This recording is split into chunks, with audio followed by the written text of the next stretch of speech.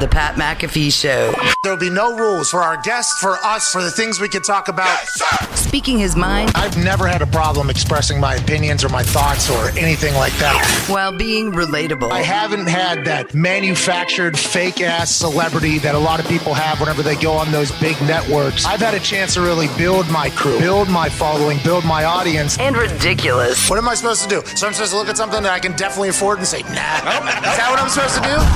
The Pat McAfee Show starts in 3, 2, 1. Hello, beautiful people.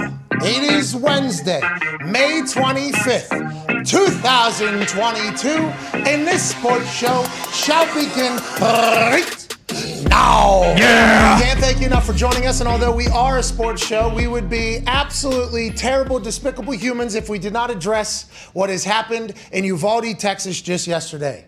What happened yesterday is despicable. What happened yesterday is incredibly sad. What happened yesterday is incredibly tragic. And although I am not a person that has the answers and nobody in this studio is, we all are on the side of common sense happening and this not becoming a reoccurring occurrence in the world that we currently live in, which is what it kind of feels like every once in a while. You know, last week it was a grocery store. This week it's an elementary school. 19 children lost their life in the country that we call home. In this studio, I know there's an international audience. We are obviously grieving with all of the families. And although I know people get all very pissed off, and whenever you say nothing but positive thoughts and prayers and good vibes, and people say, well, that's not enough, and they come after you, it's like, I don't know what else we can necessarily do from where we are. I hope that we could be a distraction for some of the people that may be going through some of these terrible times. I'm not 100% sure if that is our proper role on this day or not, but we will try to do everything we can like we do every single day throughout a lot of things that we do not necessarily enjoy the fact that we are alive while they are happening. This show has always tried to be the distraction on the screen, the mental vacation, the getaway, and that is what we will continue to try to do today, although what happened yesterday is incredibly sad and goes against everything I think this country is about. We will try to do our thing to distract and to not distract from the main goal, but distract you from any grievance or negative thoughts and be hopefully a little bit of a getaway, a little bit of a, okay, there is sports that are still happening. Okay, there is a place where I'm allowed to laugh and be comfortable, although not necessarily everything is fantastic and perfect everywhere. That is what we'll try to do today. We got a lot of great guests joining us. Emmy Award-winning Peter Schrager will be here today. Just won an Emmy last night. Unreal. How about it? Steve Keim, general manager of the Arizona Cardinals, will be here in the third hour. There we go. There's some big conversations to be had with the Arizona Cardinals and their quarterback and everything they got going on. I think he's currently at league meetings or maybe on his way out of league meetings that are happening currently where Roger Goodell is saying things that are making headline news. For instance, Pro Bowl needs change. That thing stinks. Yep. We've dived into a couple different ways we think we can make it better, how it could be better. I thought more about it last night on some vitamins. Traveled to Illinois where it's legal, came back on some vitamins, started thinking about the Pro Bowl. Think we have that figured out. A lot of people do. But is he placing onus on the NFL or ESPN? Because ESPN is the network home of the Pro Bowl. They're the ones that run like I believe the show, the night production before, and everything. Yeah. They're the ones that created the quarterback carnival, the thing. So did Roger Goodell say, what they're doing with Pro Bowl we need to make better? Or is that an NFL decision to say, hey, we're not doing a game anymore, just all skills challenge, take it however you want? Because if you get some creative people and you put up actual prizes and then money to charity, I think you can garner and create some great content. But what they're going to say to that is the Pro Bowl game stinks. Worst brand of football on earth. Yes. Gets more viewers than the Golden State Warriors and Dallas Mavericks. Very interesting. That's what they'll say. Right. Hey, it stinks. We all think it stinks. Actually, it's maybe the only thing of the year that our fans hate watch. Yeah. They hate watch it just so you can tweet about how fucking bad it is. This isn't shit TV that people do that to. Reality TV, people watch along just to hate it and bash it online. There's content on the internet that people watch just so they can bash it online. The NFL's like, our Pro Bowl is our hate watch thing. Yeah, and it gets a lot of viewers. People bury it every single year. And I'm going to come out here and say, gotta get better. You know, it's got to get better. And what are they actually going to do next year? Probably something similar to what they've done in the past. Because we're all going to watch because the NFL knows that we love the sport. We love the program that they're running. And if they do make changes to make it a more, fulfilling experience, not only for the players, but for the fans, to celebrate the players that carry the league year in and year out to the record ratings that they're at, I think everybody would be pumped. Hopefully Goodell allows that to happen. Hopefully the NFL allows that to happen. And we can't wait to watch. So we'll talk to Schrags about that. We'll talk to Steve Keim about what he thinks about the rules. Is there any rules changing at the league meetings? I don't know. Rap Sheet mentioned a couple, maybe. I don't know. We'll talk to him how his life changes. And are they going to sign Kyler Murray? Yeah. The Toxic Table is here. At Ty Schmidt, at Boston Connor. One half of the Hammer, Dahn. Cowboys, Tone Diggs is here. The boys in the back are here. And let's do a little house cleaning. Okay. So last night on the internet, I was personally attacked. I was called a fraud. I was called a sellout. I was called an old white. Whoa, come on. Whoa. I was called an asshole. I was called a lot of things. I was.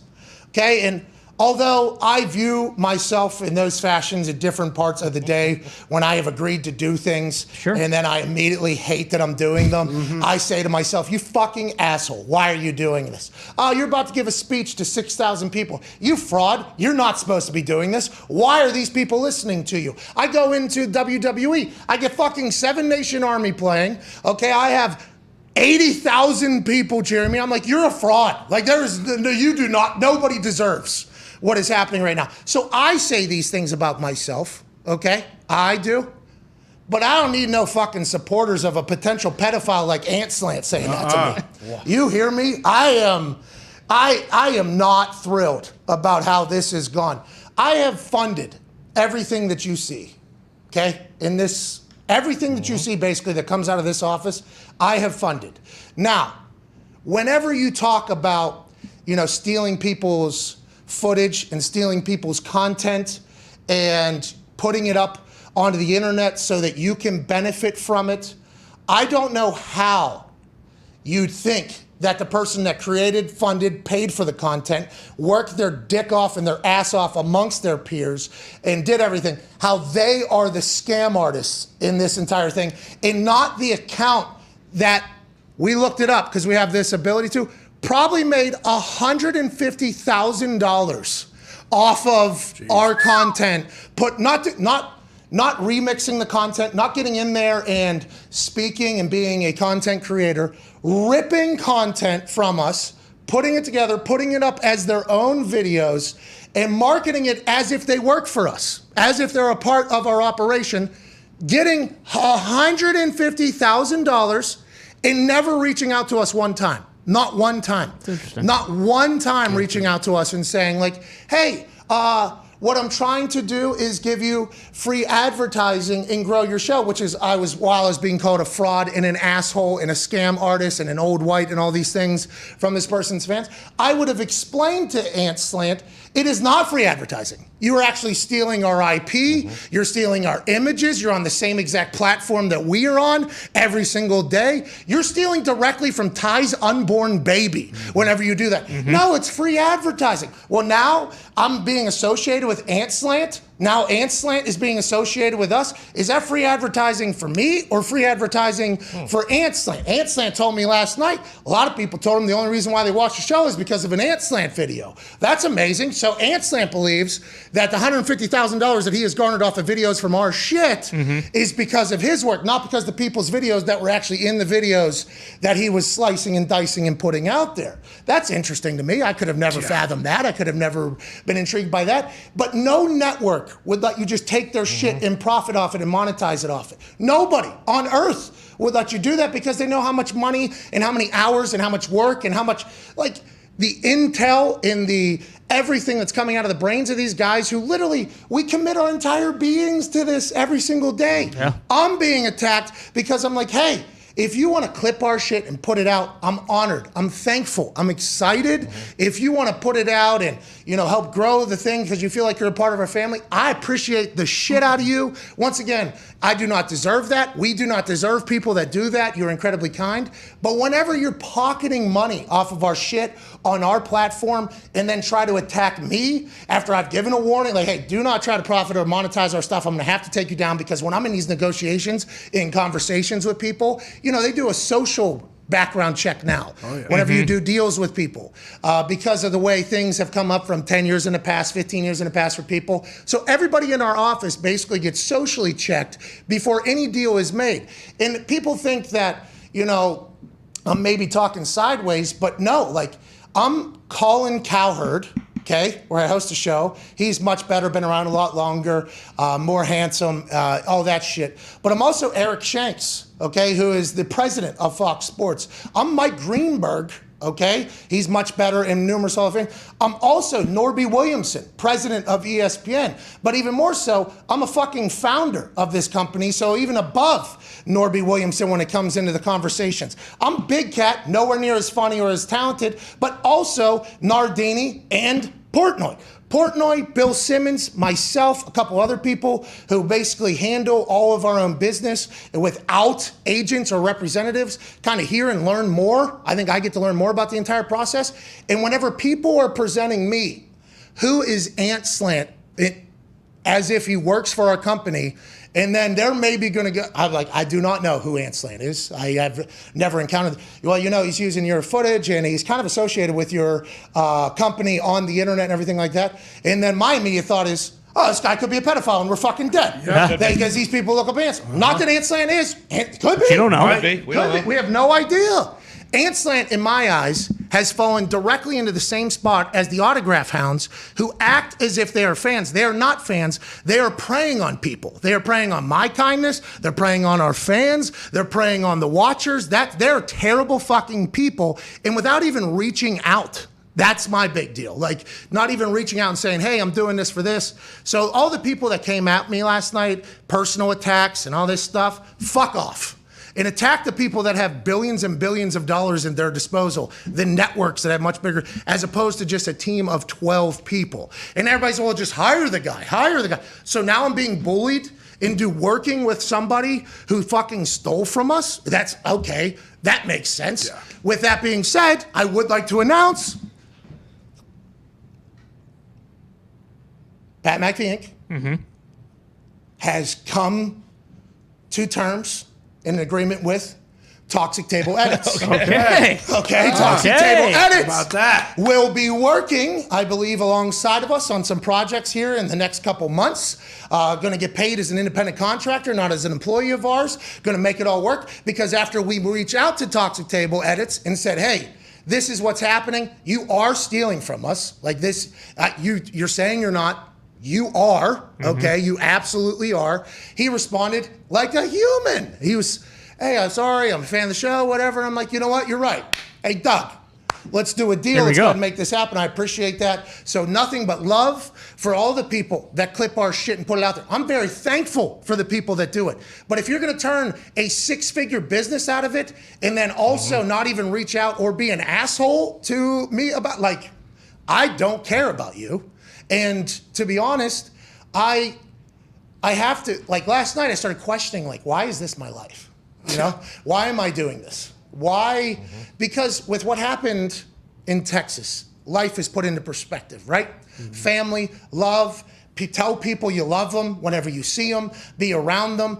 I sacrifice a lot of my life to this, away from my wife, who I love dearly, away from my family, away from my friends. I barely do anything, ever. Literally, all I do is work. I'm live on a microphone 18 hours a week, basically. At least. At least. And then when I'm not on, I have to be on my phone to learn about everything I'm about to be live on for. Yeah, make it 20 if there's a premium live event or whatever. Yep. And by the way, I get to do this. I don't have to do this. But the amount of time that I've committed to it, I've given away my money, $7.25 million in the last 12 months. Okay? as people were calling me a sellout and an asshole and all this stuff. And then I was thinking about what happened and the perspective and how much time I put in this, that people saying, I'm like, fuck them all almost. But I can't be like that because there's people like the Talk to Table Edits, like Doug, who's a good guy, who was just like, hey, this is what I'm trying to do. Not everybody's like the potential pedophile Antsland who started attacking me and probably had a great night last night as he was reading people personally attack somebody he has made 6 figures off of. So like, that is where I'm at. We will try to be the distraction. That got me worked up, though. I did not like that at all. I got very upset about how I was being attacked because as soon as they put that first video up, any actual network, boom, Exactly. dead. Happens to us all the time with ESPN, Fox, or whatever. What if we're doing something like we'll get strikes on I was on our own stuff. shit. Yeah. Fox will take an interview from our show, put it on one of their shows, put that show up on YouTube. We'll get a strike from our own shit being on their show because they have, once again, billions of dollars at their disposal and better connections than us 12 doofuses in Indiana have. So like when people were attacking me last night, I'm like, I think I'm the wrong one to be attacking. Yeah. But also, if everything you're saying is true and I'm in the wrong, go do it with another show. You know? Yeah. Like if it's you and it's not me, just go do it with another show. We will no longer accept your $150,000 marketing spree that we have paid you, okay, because we have given you that money that you have earned. Go do it for somebody else. There you go. Good luck. Congratulations. Fuck off. Now let's talk about sports. Oh yeah. That had me worked up, man. Rightfully so. I woke up this morning Good run there. like 5 a.m. on fire. Like, I should not worry about this shit. Like what happened yesterday, and I think we all feel this. When something serious happens, you get like perspective gets brought in. And you can't help but just question everything you do. And now I don't know if everybody does this. I'm absurd. But I start questioning everything I'm doing, everything I have done, everything I'm planning on doing in the future. And I'm like, is this for the betterment of my family's life, for my life, for the world, for you get like in these super deep thoughts almost. And then I start getting attacked in the middle of it. I'm like, man, I fucking hate everybody. Yeah. But that's not what this is about. This is about love, isn't it, Ty? Well, it is, but also like we have a lot of fun and all that stuff, and we joke around here, but like it is your livelihood as well. It's like that. I mean, We're it's still lucky. a business. We're It's very still, lucky that this is our work. For sure. This is not hard work, okay? This is coming from the child of a man who was a long-haul truck driver mover. Same jobs, same time. He was a mover and a long-haul truck driver. Hey, what are the two like worst jobs? Okay, long-haul truck driver, mover, probably. Yeah. I mean, aside from the real world ones that get out there. But those two jobs stink. Nobody wants to do it. Hey, you want to help me move? No, don't ask. Hire a mover, Yeah. okay? Yeah. Do you want to move across the country? Absolutely not. No, okay, hire a long-haul truck driver mover. That was what Tim McAfee was for my childhood. So watching him go through that, wake up in the morning, be gone for a certain amount of days, calloused up, obviously, sweating, doing everything he is. And not that I'm soft in comparison to Tim McAfee, because I would pick Tim McAfee's ass up and drop him on his head. Even when he looks as good as he does today. Came in a full fucking suit. Oh my God. Looking like a stud today. So sharp. And then obviously I have immense amount of respect for the military and for firefighters. I mean, I watched my uncle do the fire in the police department and everything. So I'm not saying our job is anywhere near difficult, but it is it's my entire life is this job. Everything I do is in hopes to build this show, in hopes to build this business. I do WWE because I love it, because I'm lucky to do it, and ultimately hopes people might tune into the show every single week. Yeah. I did College Game Day for that little bit of run when they would have me on for 30 seconds. And I would have to sit there for 4 hours, get here very early on a Saturday morning, only day off, come in for 15 seconds, 20 seconds. I'm doing it strictly, okay, thank you for letting me be on the show. Massive fan of the show. Also, I have a daily show. I never ask any of these people to promote it. I always hope just organically. Everything I do is for this company, for people getting married, people buying houses, people having fucking kids. Right. I mean, there's just people maybe getting deported. Right. I mean, there is just, hey, you're all right, you'll be back. Hey, You'll be back. We'll get you We'll back. get you back. We miss you, Gump. I miss you, Gump. But everything I do is for this, literally all my life. And I'm nowhere near as good of a husband as I should be because of it.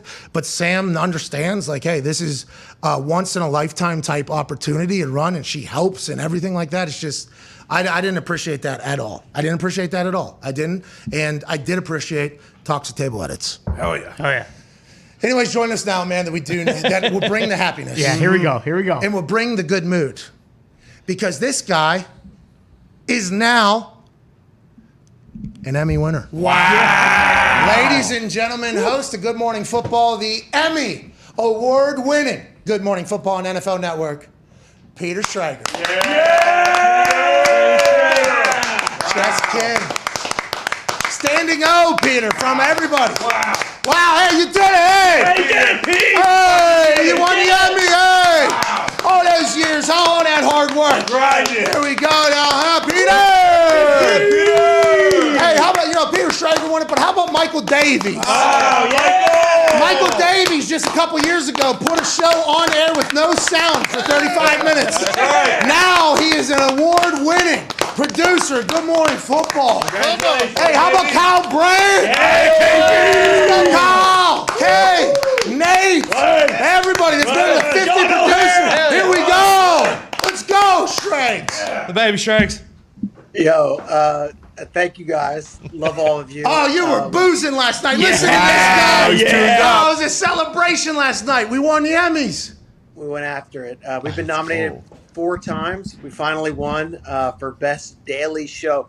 Listen to this. Now, That would be. you guys, I guess you weren't in the right. I don't know how they categorize you guys because I feel like this is the most popular show going right now. No, That Shregs. This is about you. This is not about us. This isn't about anybody. This is about Listen to Peter who we Schrager. beat. And I say this beat because it's all subjective. We beat PTI, which is a show that I think we're all kind of drifting off of. That's like the show Well, that we not me, all but yeah. watched and we're like, that's the debate show. Yep, yeah. Dan Patrick, Rich Eisen, Now that's the the NASCAR Race Hub, which is good if you're a Great show. NASCAR fan. It's like Love it. awesome. 180,000 viewers. Bobby LeBon. Love that show. Yeah. Good show. Love Great love show. it. And then Sports Center, which is like fucking Sports Center. So that we won, it was really cool. And all seriousness, I'm not kidding because I watched the start of your show, Pat, and it's like yesterday was one of like the darkest days that I've had in a long time with what was going down. And we get to that Sports Emmys, and I don't think anyone in the room was like really down to celebrate like high achievement in sports editing or here's great audio. It was a low like mood. There's so many people that work on our show every single day that put in so much work, and like for a brief moment, it was cool to get recognized with like Scott Van Pelt's in the room and Mike Tirico and Leslie Visser and everyone's clapping for you. So we don't want to take away from what's really at hand here, but you said it. Our show, like yours, is a brief distraction or something of joy that you can shut your brain off, get in our little world. We're silly, we're stupid, we have a blast, we talk ball, but at no point do we think that that's like the only thing going on. But if we can bring a moment of joy to people on days like today, hell yeah, that's cool. To be recognized for it, hell yeah. Hell yeah, Shrek. Hell yeah. And by the way, I think that's why we like your show so much, because it is just a distraction. And obviously, this was everybody that was there last night, and there's many others I think you gave credit for. I think 50 producers and everybody that's been around. You tried to share the love. And behind the scenes, that's a massive deal, right? Winning a sports Emmy, like resume, like you too. Like this is it's big cool. fucking deal, right? It's cool. I think the moment in the room was cool. Like, no joke. Like, we got up there, and it's like, Fred Godelli, who produces Sunday Night Football's there. And it's like, oh, I guess he has to at least acknowledge that. Or, Chris Collinsworth won right before us. Tirico won after us. And it's like, we're in the same conversation. So, to be there in person and to get that, like, to me, that's the cool thing. Resume and all that stuff. Yeah, I mean, sure. It's all subjective. I don't know if the next Spider-Man is winning off of like their Oscars, but you know what I mean. Like it's cool to be recognized by like the old school and also like the traditional, like legit. Here, Holly Rowe's in the room and we're winning, and it's like, come on, like Holly Rowe has to acknowledge that we exist. Like it's pretty cool. Yeah, and Good Morning Football, I think you guys have tried to not be the traditional show, and I think that is why it has had so much success. Whenever you guys have one member leave, and then you all go to your houses and just go, what's going on? Is this all summer long? Are you guys going from $4 all summer long? Are you guys trying to figure? I think it's a couple more weeks. Basically, they were like, let's go remote. Let's shut it down for a little bit, make it a little easier lift on everybody as opposed to the 4 a.m. wake up. And also, let's save some cost. It's cheaper to do the shows remote. And I know the NFL is hurting for money. So let's really save some costs and then maybe use that elsewhere. But I'm not complaining, dude. We were out till like 2 or 3 in the morning. Hell yeah. And then usually I'd have to be up at 4 in the morning. And today I kind of like rolled out of bed at 5 a.m. They're like, all right, are you confident in Tua? I'm like, I don't give a shit, guys. We are, though, by the way. We are Yeah, confident. so. We do love Tua. We're very happy for Tua. We're very happy for you, though, honestly. We understand, how awesome that had to feel. Kyle Brandt cut a promo this morning. Great one. You guys have revolutionized the morning sports conversation, and I think you deserve to be applauded. So congrats to you. Man, that's so cool. Yeah, no I'll problem. say, and like to all you guys, and you guys, I've been there in person, and I've told you all directly, but not only do we feed off your energy, and you guys raise the bar for us, but I'll say this: the interviews that you're getting on a day-to-day basis, forget wow, who got the content that you're creating that we can kind of drift off of and we can react off of. And forget Rogers, that's weekly. We'll talk about your interviews with him, but all of the guests, and whether it's a Tom Telesco or a Brandon Bean, like that'll carry our next day's show because it's so important in the offseason to have content. And you guys as a show, not just you, Pat, you guys as a show ask questions that not everybody asks, and you get stuff out of guests that no one else does. So it's so appreciated for us, just as content creators, to have you guys doing what you're doing and not having All right. the Enough. executives Okay, we get breathing it. down your back. We're thankful. We're very thankful. We appreciate that. Thank you for your love, Shrey. Thank you, Shrey. We're lucky to add to the sports media world. We do feel that way. And when things go, we feel as if we have, benefited everybody in the sports universe. When you think about the future of Good Morning Football, last night was a celebration of what? Yeah. The last Yesteryear. chapter. It was unbelievable. Yesteryear, almost. When you think about the future, Shregs, and I know you're an insider for Fox on Sundays, and you don't, necessarily love putting the insider cap on, but you are an insider.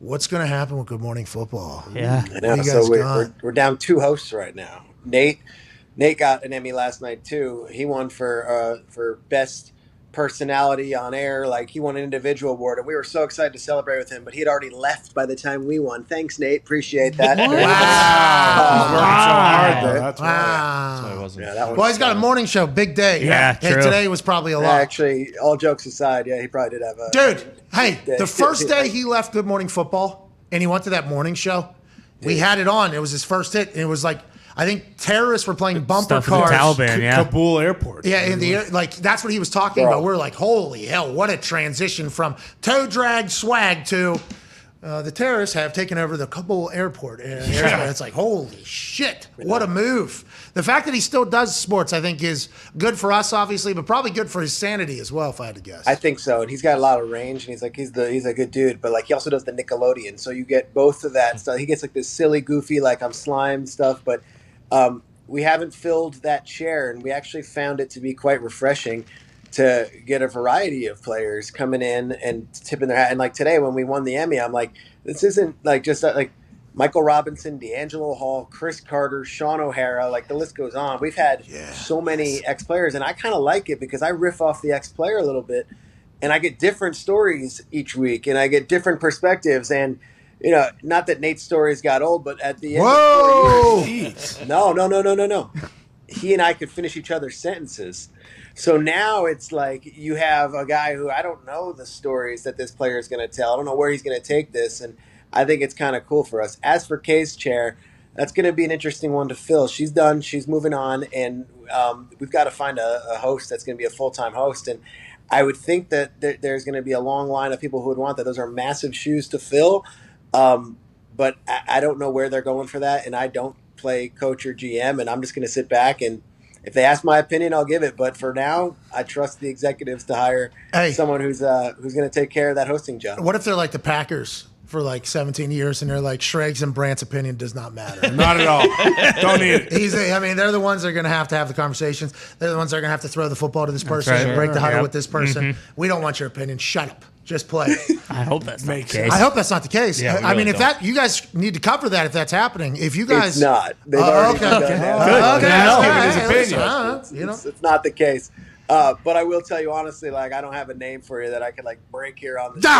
Come on. But I'm excited to see, just as you guys are. I'm confident in this. You know, I'm going to name drop here, but I talked to Kingsbury this morning, and he called me, and he's like, this is like, you guys got this award, but like, you just, you know, if anything, that should motivate both you and Kyle that you're still on that show, and you know, you won the award, but like, there's going to be a next chapter, and like, let's kick ass next year. And it got me kind of fired up. I'm like, all right, it's a new challenge, and I think we all need that professionally, a new challenge, and we're excited to tackle it, whatever it is. You guys just took a trip into the team meeting room there with the Cardinals. Sounds like this is the way Cliff motivates. Hey, here we go. Got me fired up. Yeah, absolutely. About to run through a wall. I mean, you got 2 hours of sleep or whatever out there boozing, celebrating, doing what you got to do, and then you don't care about Tua on the NFL Network. Wow. Don't get content. That's what Cliff Kingsbury said. You do. You do care about Tua. Come on now. You got to carry the torch of the Emmy-winning show now. You and Tell Kyle. you what, though, I did have a good take. I was basically like, I think Daniel's really good with quarterbacks. I was trying to be cool earlier. Like, I had a good Tua take. There we go. Hey, there we go. Got a baby There Trey. we go, Trey. Still got it. Of course you did. You had that one locked in already. Yeah. You had that one locked in. That producer Sounds should have right. already known that was taking place. We're talking to Steve Keim today. Third hour. Oh, that's my dude. That's my dude. I've never met him. I've only talked Oh. to him via text. I can't wait. He's the man. Couple little things for your interview with Keim if you want. He and Blake Shelton are really tight, and they've got great stories. Keim spent time on the Blake Shelton tour bus, went on tour with Shelton, and they've got some stories. And B, I would say Keim's got some cool stories about his playing days. Yes, he was a player briefly in NFL training camps and bounced around a little bit, but he's like the pride of York, Pennsylvania. He is all good, Western PA, like the man. All right. Fucking thank you for that. The boys have some questions. Is that okay? Let's go. What do you mean he went on tour? Was he singing with Blake Shelton, playing a musical instrument? Traveling with the band Like a roadie? a little bit. Steve. I don't think I understand what you're saying. He had his own bus. He was driving with the team. He was flying with the band. Blake Shelton went on tour a couple summers ago and said, "Why don't you hang out with and see a show?" And they went to like 4 different cities, and Keim was on the crew. All time. What a weapon. That had to be fucking awesome. Yeah. Good for Let me him. carry a speaker. I don't know if that's Blake Shelton. What you guys just Some said. beach. Is Yeah, that? it is, I think. No. Flip me the bird, and then I'm gone. Some beach. I think Yeah, that's it is. Blake Shelton. I like Yeah. Old Red. Old Red, great song. Love got me in here. Love got me out. How about that dog? Huh? That dog just wanted to make babies. Yeah. Big dog. Now there's long hair and blue hair, all in the South. Love got me in here and love got me out. Banger. That is an absolute hitter. Play it. Look, I found my wife with another man. I mean, it cost me 99 on a prison farm in Georgia, close to the Florida line. I don't know. That makes sense. Anyways, his wife cheated on him. He fucking killed him. Went to jail. Sure. Yeah. Took him a couple years, Okay. made the warden his friend. Okay? So he sentenced him to a life of ease. Taking care of Old Red, which was his dog. Shawshank Redemption. Now, Old Red was the damnedest dog that he'd ever seen. Okay. He was a something hound. He was a 4-legged hunting machine. So people would escape, but they could never outrun Red. Send Red after him. Red would always go get him. So Blake, in the song, made the warden his friend, took care of Red, the dog. Got a friend to bring another dog. Okay? Old Red would go fuck said dog, have a good time, come back, did this numerous times. So then one night, Blake set up the dog to go that way to go fuck somebody, went the opposite direction. And then Red. He's out of jail. Love got me in here. Love me. That's awesome. Old Red. Old Red's the fucking damnedest dog I've ever seen. Hell yeah. Ain't a horny Dude, that son was of a- awesome, Pat. Ain't That a was horny good. son of No a bitch. shit. Sort of like a rabbit. Huh? What's that, Strakes? That was good, man. Hey, thank you. Yeah, there's no executives here, so I can just kind of. No suits. Yeah, there's no suits, so we got to do whatever we got to do. But yeah, it's a good song. Good song. Hell yeah. Old Red, though, you can get through the swamp and the wet sand. I think I forget all of it, but he gets you. Quicksand. Yeah, fucking red will get you. Anyways, Ty, your question for Shriggs. Shriggs, any movement on Flying Coach season 2? Okay. I mean, I know you haven't really. You said that might just be kind of a one and done thing, but I got to tell you, man, in these dog days of summer, a season 2 of Flying Coach would be very nice. You know, I begged him, and I won't do it without McVay. I begged him. He's just out. He's like, he's hit the wall from doing like interviews and shit. He's like, I'm gonna just enjoy this offseason. He's getting married this offseason. He's got his honeymoon. He's like, we'll pick it up another offseason. But I'm upset. I love doing it, and ironically, like the guys that got hired would have been so good. Like McDaniel's such a character. You guys had him on. Like we both get along well with him. We both get on well with O'Connell.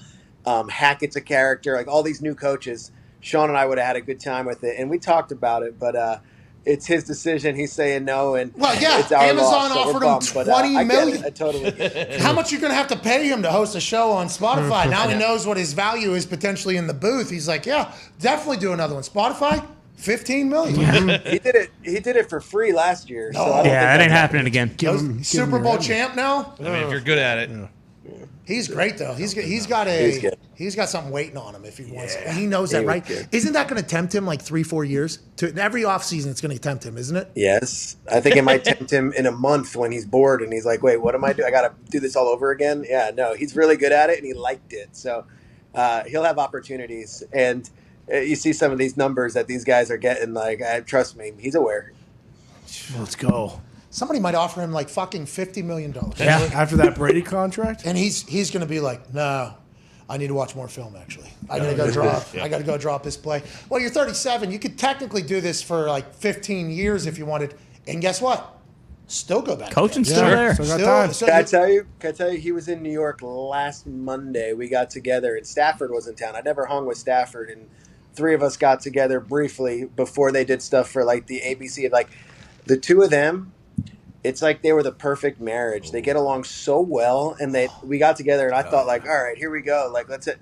They just were talking ball, and it was like stuff that I don't understand. Like route combinations and telling stories about like what Cooper Kupp did in this game and that game. And I'm like, I don't know if there's a better coach and quarterback bond. They speak the same language, they're the same age, and it's like 2 best friends going to battle every day, and then you add in all the other talent on that team. Like they're not going away anytime soon as long as those 2 are together. Do they did they show up together or did Stafford show up late? No, they showed up together. They rolled together. Because I was Why? Does Stafford come late to your show or something? No, never. Stafford's never been on this show, and we had like come on. one of his closest friends, I guess, pretty close to our business there for like 2 years. Stafford never came on. No big deal. And also the PR person for the Rams is a stooge. Nonetheless, I said that because you're on. Yeah, you had to hear that. Yeah, that's how we feel. Get McVay. Yeah, anyways, don't need McVay on the show. We're done with it. But McVay and Stafford, they fooled that, you think, into hug when they see each other? Into the hug, into the whole thing. Look, they also were in this like Top Gun commercial, which I was cringing when they told me they were doing this. I was like, this is going to be the corniest thing. Please don't do this. And then I saw it and I was like, it's kind of cool. I'm like, yes, it's definitely cool. Yeah, kidding me? Dude, Stafford has to love that he's in LA. How happy are they that they're in LA right now? Stafford is so happy, and he does nothing against Detroit. It's just like it's everything he possibly could have wanted, and it happened. And then he's raising a young family, and like they live in LA, and he's happy. Like he's cool. He's good. Well, they might go back to Detroit. Kelly Stafford said that on a radio interview. Did she? Yeah, it was for a charity event they were doing, and it was in Detroit. It was in Detroit. Good pop, good local pop. Sure. Yeah, hey, I love the Staffords. I'm a big fan. I'm happy it's all working out for him. Go ahead, Connor. Yeah, Pete, you're tied in with all the GMs in the NFL. And now that Shanahan said Jimmy G's getting traded once he recovers from his shoulder surgery, where the hell's he going? Because I know you know. I don't have a team. I don't have a market for him. I think like even Kyle, when he said that, was like he'll get traded eventually, but the shoulder surgery kind of put things on pause. I don't think they knew that he was getting that shoulder surgery when he did, and it was right at the combine when sort of the trades start happening, and that kind of stopped the market, and it really puts them in a bind. They're too smart, too savvy to trade him for 20 cents on the dollar, but right now there is no market that I know of teams banging down the door for Jimmy G. Maybe training camp if there's an injury or something, but gosh, you're trading for a guy you haven't seen him throw a football, and it's a $25 million payday and a price tag. So I don't know what the market was. I've been saying this since free agency, by the way, when everyone's like, oh, you can't keep them both. They're both there still, and we're heading towards June. When's he going to be throwing again? The hope is by early July he's throwing again. But even then, like, what does that mean? I don't know. Instagram clips. Yeah, he'll get picked up right away. Probably be shirtless with his gabagool Subway. Yeah. His grandma. Maybe throw the Subway like Happy Gilmore with Yeah. the golf. Now we're Throws talking. the sub into somebody's mouth 30, 40 yards down the field. Who wants the gabagool? Yeah, sign that Boom. down. Trades on Yeah. the table right there. As long as he doesn't a great throw idea. fucking- And then, Here we go. commercial. thank you. The Niners should maybe do it if they want to trade them. Yeah. It sounds like Shanahan does, though, right? Doesn't it? Well, they've been pretty candid, and like even John Lynch was on with me at the combine and was like, "We're going to do what's right for Jimmy and for us, but you don't trade Jimmy Garoppolo as a starting quarterback in the NFL for a 2028 seventh round pick. Like you got to get something back in return." And I don't know if you look at Carolina and you say, "Okay, well that's a good fit, right?" Because it's Carolina's not offering anything right now. Like they're not just going to trade him for 20 cents on the dollar. So Carolina's pumped with who they have then, huh? Is that Matt Corral's gig down there, you think? No, I think it's Sam Darnold's. I wouldn't close the door on Baker yet, though. I think we Whoa, do have some time to- whoa, really? Fucker. Yeah, I think so. I think Cleveland it's just has there's to a pay, chance right? To say, hey, let the best man win here. But I think it's Darnold's for now, and Corral's number 2. Cleveland has to pay the salary, though. That's what everybody's saying, right? That's what I think would be the arrangement there, or at least a majority of it. But Carolina hasn't expressed any interest yet. It just makes too much sense. Them or Seattle for Baker. I don't know. Seattle seems to be happy with Drew Lock and Geno Smith at the moment, which I'm not going to question that, but it seems like Baker would be an upgrade from both of those guys. Whoa. Peter. Well, I don't know who we're woeing, I guess. Because we woed, just kind of a shot at Baker, I guess. And then since we woed, true. kind of a shot at Drew Lock and And Geno Geno. Smith. Yeah. Both of them. And we respect West Virginia here. I know that. Much mad respect for Geno Smith. Hell of a football player. Came in last year whenever, that mallet finger happened for Russell Sunday Wilson. night game. Played really well. Absolutely. Did his thing. Slang the rock. How Yeah, you doing? it's Keep all it down. moving. I hope they all get to compete for the job. Be We awesome. don't know who we woed there, right? No, That's what I'm didn't saying. woe We anyone. just like to woe sometimes. Yeah, well, whoa. That's another great song back in the day. Go ahead, Tone Diggs. Yeah, Schrags, now that Omar Khan is going to be the GM for the Pittsburgh Steelers, like when you were a little boozed up last night, do you just send text to new GMs like, hey, if you ever need a shoulder to cry on or talk to or something like that, just so you could get in? Have you texted Omar yet? Yeah, I texted him. He's a good dude. I've known him for years because he's been there for years, and I had no relationship with Colbert ever, and so I have never gotten information from Omar or anything. But like through the years, you go to these things, and he's always been such an awesome dude to speak with. He's smart. He's always been a guy that I'll ask questions off season, whatever, like salary cap type stuff, and he's pretty savvy with that stuff. Here's the deal with what they did. They went around the world and back again, interviewing interviewing all different GM candidates, and they knew that they had a really good candidate right under their nose. But he outdid all those candidates, and the guy that was in the building is who they hired. But Omar's We not all some knew new, that was gonna fresh happen, face. right? He's been doing this thing for 17 years, I think, in Pittsburgh, and he was the best candidate. And they interviewed a lot of people, multiple times, and he still got the job. So he's earned it in every single way, and he's going to be picking right up from Kevin Colbert. Every Yinzer immediately upon this job opening, right, said they're going to hire from within the building, though? Wasn't that kind of the immediate thought is always with the Steelers. That is coming from their university. That is how the Pittsburgh Steelers have always operated. Right? It was Omar, who's kind of on the finance side, and then Brandon Hunt, who was kind of on the scout side.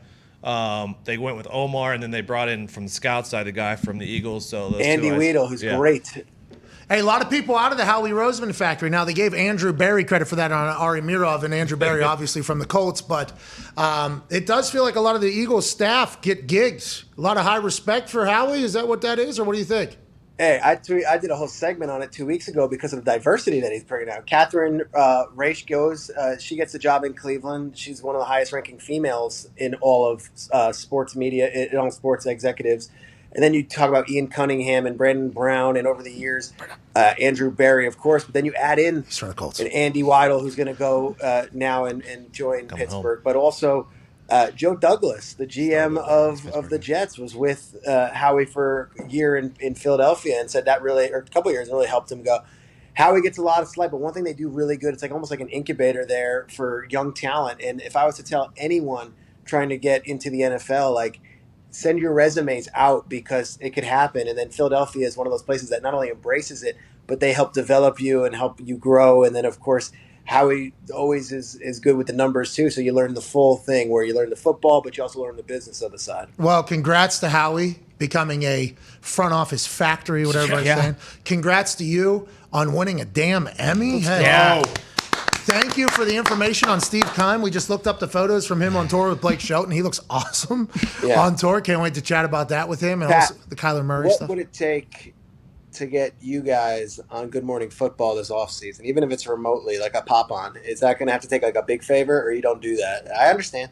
I mean, you guys haven't had me on the first 3 years of your existence. I'm friends with basically everybody on the show. I've never been on. Yeah. I was actually on set a couple times. Yeah, right next door. Was never invited on. Yeah. I think it's because Michael Davies is so embarrassed by the fact he put me on camera for 30 minutes with no sound. What is that story? Because I don't know the story. It was just one of the greatest produced shows of all time. Yeah. Mm-hmm. Yeah, it was for what show was it? Barstool Tailgate Show. Me and Portnoy and Trent, I believe, that particular day. I don't know if JSB was with us yet. Yep. We were in Iowa, live on location from a house. Probably 100 people in the front yard of this house there. Pretty electrifying. Probably our best show. Probably the best show we did from front to back. Crowd was wild. Crowd was insane. It was a great weekend of college football. It was the kickoff, the Iowa game. 30-some minutes, we did a show, got off the front porch that we were doing the show Looking from. around like, we did great, right? Hopped in a car. We were hopping on a private plane because I had a stand-up thing to do that night in Purdue. Correct. And Portnoy was coming with, and we were in the car, and my wife's text comes through green, and I realized I didn't have any service or whatever, and it said no sound.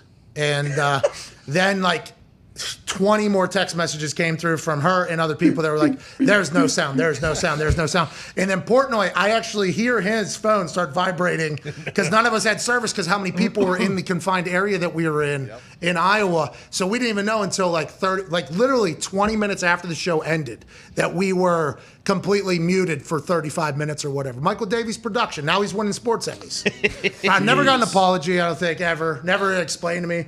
Never talked to me. Then that show got canceled. And think about that. Me and Portnoy in front of hundreds of people in all these college towns, show got canceled. Never really, that show should have been, and it still is. They still pack out parking lots and everything. But we all thought, and I thought as we're doing, this show is going to become. Oh, yeah. And then it got canceled. I had no sound one week. We got canceled. Hey, can I tell you something? Because I've been through all these things. It's over. It all works out. It does. Davey's got an Emmy for it. Davey's got an Emmy, and you're hosting SmackDown. And my little son at 5.5 years old was like, "This guy's crazy. I love this dude." That's awesome. So I got range. You know what I mean? I got range there. Pretty cool. Davey's a good guy. We didn't need Iowa. We're good. Hey, Davey's a good guy. Davies is the man. Good dude. All right. That's interesting. He's an Emmy winner. British. Yeah, I know. Yeah. Seemed like a great guy. Great guy. Got one of the best gifts I have. The gift of me doing this is from that. Because I didn't know we were muted, obviously. There was conversation happening over top of me. So everything we did was being psychoanalyzed. We had every movement we made, you know what I mean? So it was quite a show. I was lucky to be part of that show. And congrats to Davies. Anyways, Shregs, enjoy a nap or two. Enjoy some water. And continue carrying that flag of the Emmy-winning Good Morning Football, pal. You deserve it. We appreciate you. Thank you, guys. Love you all. Hey, we love you too, ladies and gentlemen. Peter Schrager. Yeah, Yeah, Davies was in that photo. The Good Morning Football thing. I was like, I forgot Davies was a part of that. Yeah, no sound, 30-some minutes. Not a heads up from anybody. Somebody had to know. Somebody had to know that we had. You would think. Somebody had to know that we had no sound or whatever. That was an awesome moment. Awesome moment. What a legendary day. That atmosphere, too. Never talked to that guy again after that. I talked to him before that show a couple times. Never heard from him again. He just disappeared. This guy puts me on fun. This guy mutes me in the middle of Iowa, and then I never talk to him again. What's the deal, dude? This guy set us out there to die. He's probably embarrassed. I would assume, yeah. I have no idea how the production can just sit there and They had to have known, right? Somebody had to have known that we had no sound. Yeah, you'd think so. That would have been even better in the middle of that show with that environment if they would have came out. Hey, the first 10 minutes of this, we had absolutely no sound. I can't remember. Were those on YouTube or were they on Twitter? Or Facebook. Facebook. Yeah. Well, they're definitely because I know when we do a show, I'm sure Facebook comments was going and say no sound, no sound, no sound. Yeah, somebody everyone knew. Yeah, but we had no service. My phone had no service. None. Foxy had none. Trent had none. Frankie had none. Dave had none. Trent had none. We literally had no idea. Get in the car. Yeah. to leave. Still think. Do they have a version Yeah. with sound though? Like, do they ever re-release? I don't remember. I don't remember now either. because the No Sound Show took all the conversation. It did. It did. That show was dead after that. Dead. Youngstown was maybe one of the best shows. It was the last one too. Had a good one. Virginia Tech was insane. Wild. JSB almost got hit with a full beer can from about, 90 yards away. It might have been the strongest arm in the history of. Would have been a full concussion. It was like the $1 million arm. They throw beers around down in Virginia Tech. $1 million arm. Yeah. Whoa. It felt like it. Yeah. It did. Might have been Veer Mahan. Whoa. That beer came in over her head so fast. I mean, it hit the thing. I was like, oh man, I am Inches away. maybe on too many vitamins right now to really deal with what could potentially take place. Oh, yeah. After that, I was like, oh, I'm going to snag one now and I'm over. Yeah. Yeah. And then rip it. Yeah. People got a little gunshot with the beers towards the stage after that one, which is very nice of Virginia Thank Tech. God. Virginia Tech was a great time. They were very good people. That could have been ended much differently, though, with the way those beers were getting tossed around. That show was a good time. I'm man. sure Iowa, they're probably chucking them up there too. No. It's like a Virginia Tech thing. Oh, really? So, like in their parking lot tailgate, you throw a beer, you catch a beer, you drink the beer. Whoa. What was that? Love. Rick Ross. We're going to see. See? There Here's it the is. thing. Yeah. We're going to get taken down for that because Rick Ross, we did nothing to produce that song. None of our IP, none of our brain, none of our work, nothing. So we're going to get taken down because of that. And that's how the world works. Yes. And we didn't even make $150,000 off of that half second. Welcome to did the it. modern world. Modern world. That is stealing. I can't believe that was playing. Banger. Yeah, that never happens. That's a banger. I worked out this morning. That's why. Hey, let's go. Way to get better at that. Getting healthy. I like you're working out with Ricky, by the way. Go. Hell yeah. Ricky's a great tag team partner in the gym. Just inspired. me. Jeezy, same vein. Are you listening to Jeezy a little bit in there as well? There was a little Jeezy, yeah. Yeah. I'll tell you what, the workout partners, whenever you're with Rick and Jeezy, you're really moving some shit. Some old Wayne always plays as well. Yeah, a little. You can 2013 go and prior. old school if you want to go throwback workout. That's a good time. Yeah. B.I.G. Well, you There's a can't few go. of those. You can't go any modern day fucking music. Music hasn't been good since. My nail tech knows how to keep a little secret. I Okay. don't wish for my success. I speak it. Is that Harlow guy? Yeah. Okay. Well, the rest of the album was the worst album of all. That was of all false time. advertising. That That was is false weird. advertising. I think it was false advertising for the album. Not his fault. Not his No, fault. It's no. a banger. He's with Drizzy. He's with a bunch of Okay. people. And now he knows too. Get your shoes dirty, guy. Okay. That was tough to watch, but he's a star. Come on. Gotta stay clean. We would like, and obviously Harley's, he's not going to listen to us. No. But as newer fans of Harlow, I'm completely okay if he just drops a banger like every 4 months. Yep. Yeah. 5 months, 6 months, whatever it is. Don't even need the album. No. Just singles. That album doesn't drop. Nail Tech as a single, still going. Triple platinum. But the album wasn't, we weren't the demo for the album. True. He's trying to sell out an arena full of ladies True. Okay. to potentially. Yeah, That's so, their move, though. so the next one. Who's they? What are you talking about? The music industry. It seems like they're only, and Drizzy. I mean, we used to go hard, and now it's a lot of lover boy stuff. Well, Drizzy does have the heart in his thing, but he's one of the greatest gomblers on earth Yeah, right he's a now. good gombler. Right. Look for a gombling And his- song out his of J Drake. is very wet right now. His gombling, is he working with Lethal Shooter? I don't know, but his J has been wet on the internet this past week or Yes. I think he was working with Lethal Shooter. I think. I'm not He's been 100% sure. playing a lot of basketball. Yeah, he's been in Drake? the lab. Yes. Drizzy's tired of people saying, yeah, you're at the game, not in the game. And then the Celebrity All-Star game is going to come and Drizzy's going to fuck in. two. Drop 50. Boom. And then Quavo actually posted a photo of him playing basketball. saying, think that's his name Drake anymore. won't invite me over to his gym. Really? He got some rap Yeah, basketball. Quavo is now Unk. Right. Get it right, Foxy. Yeah. Still Quavo on Instagram, so you should probably change that. Well, that's interesting because a lot of people get name changes and they just keep their old name that they had on their social medias. I've seen that. Yeah, I've seen that as well. Bold move. I'm like, hey, that's not your name anymore. Ezekiel. Like, hey, we would probably read this tweet on the air or on the show if you just, they'd probably at you a little bit more if you just used Well, you used to. your name. Yeah. Is, your actual name is now. You know what I mean? Yeah. We're talking about the wrestling business Oh, okay. where people get their names changed, but they still stick with the Social. Previous. the previous one. And it's like, I understand that's like your thing, but also biggest platform you're on right now is calling you this. Might as well just own it. Yeah. Exactly. Did Theory change his? Yeah. Yeah. He did. I figured that'd be a Took tough him a one to little get. Yeah. She's still a fucking scumbag? He's a United States champion. Well, He's that so doesn't mean he's not a jacked. scumbag. That'll never change. His arms are thighs. I can't believe I beat him. Yeah, he I was did. gonna say you really Right. don't need the beef with him anymore because you beat his ass and embarrassed him at WrestleMania. Yeah, I think he's still kind of a scumbag, though. I think Yeah, like probably. society is still not exactly thrilled with his existence. Sure. But his posts on the Instagram, it's basically just a thirst trap every time, and his arms are bigger than my torso. Yeah. I don't know how I beat him. I was Would have never- beat him in arm wrestling. Never man. forgive him when we were in Brooklyn at Barclays, and he did that and then ran away up the stage and then fucking gave Foxy a huge wedgie. I'll never forgive him. For Yeah, that was giving off Foxy a camera. wedgie. That was shoot, brother. Yeah. Let's get to a break. Gotta hate him for it. Happy little Rick Ross isn't joining us. Well, I be wish sometimes. Yeah, that would be sweet. Yeah. That'd be great. What's that, Foxy? That'd be great to have him. It'd be great to have NFL highlights, but that's stealing. Oh yeah, well those. Yeah, all right.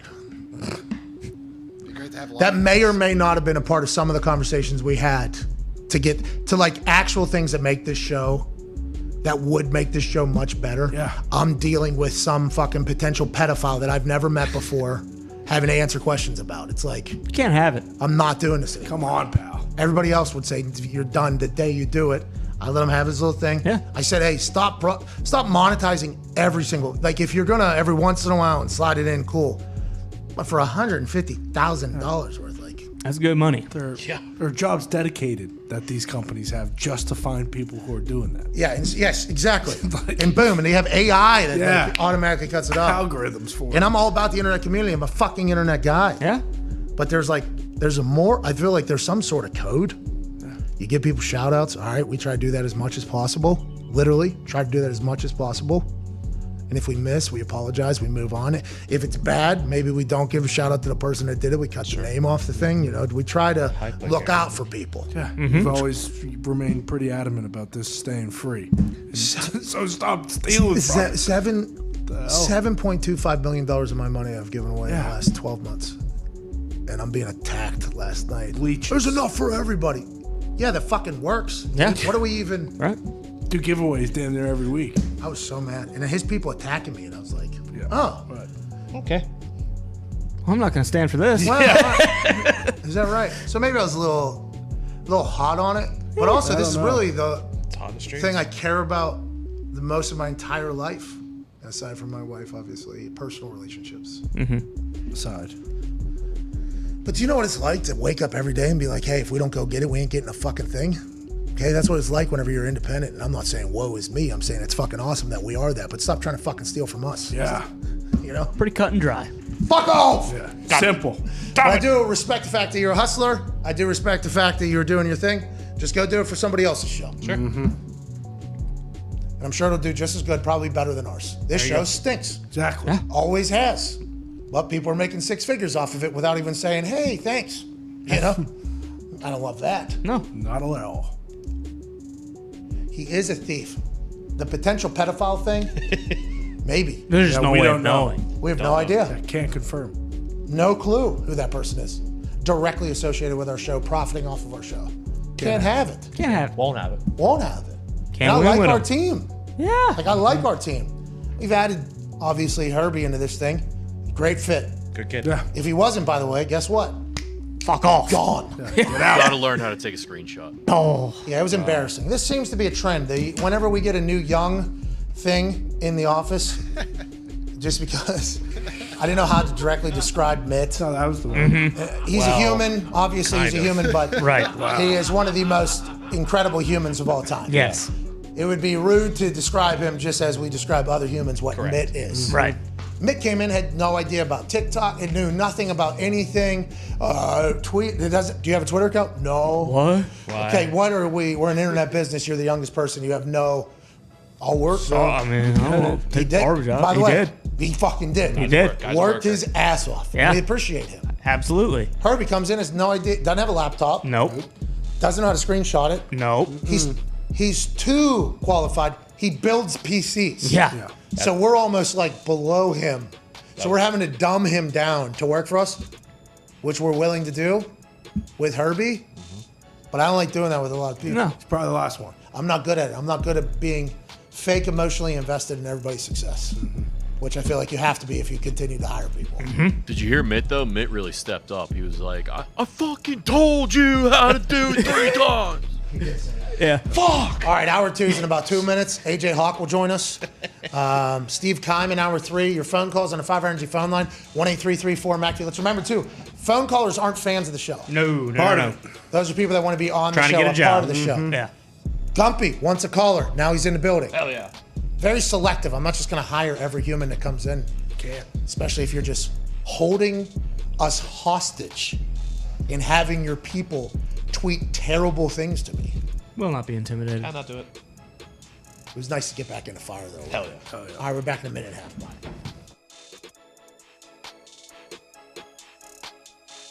The Rangers and Oilers plus 330 boost. Maybe find a way. Both I do ways. like that boost. Did not see that. Plus 300. Plus 330. Jeez. Boost me. Nick is on the boost. I'm on the Oilers tonight. You're on the Coilers? Yeah. Rizzo's plus 490, huh? Plus 490? What's your guy. Judgy? 285.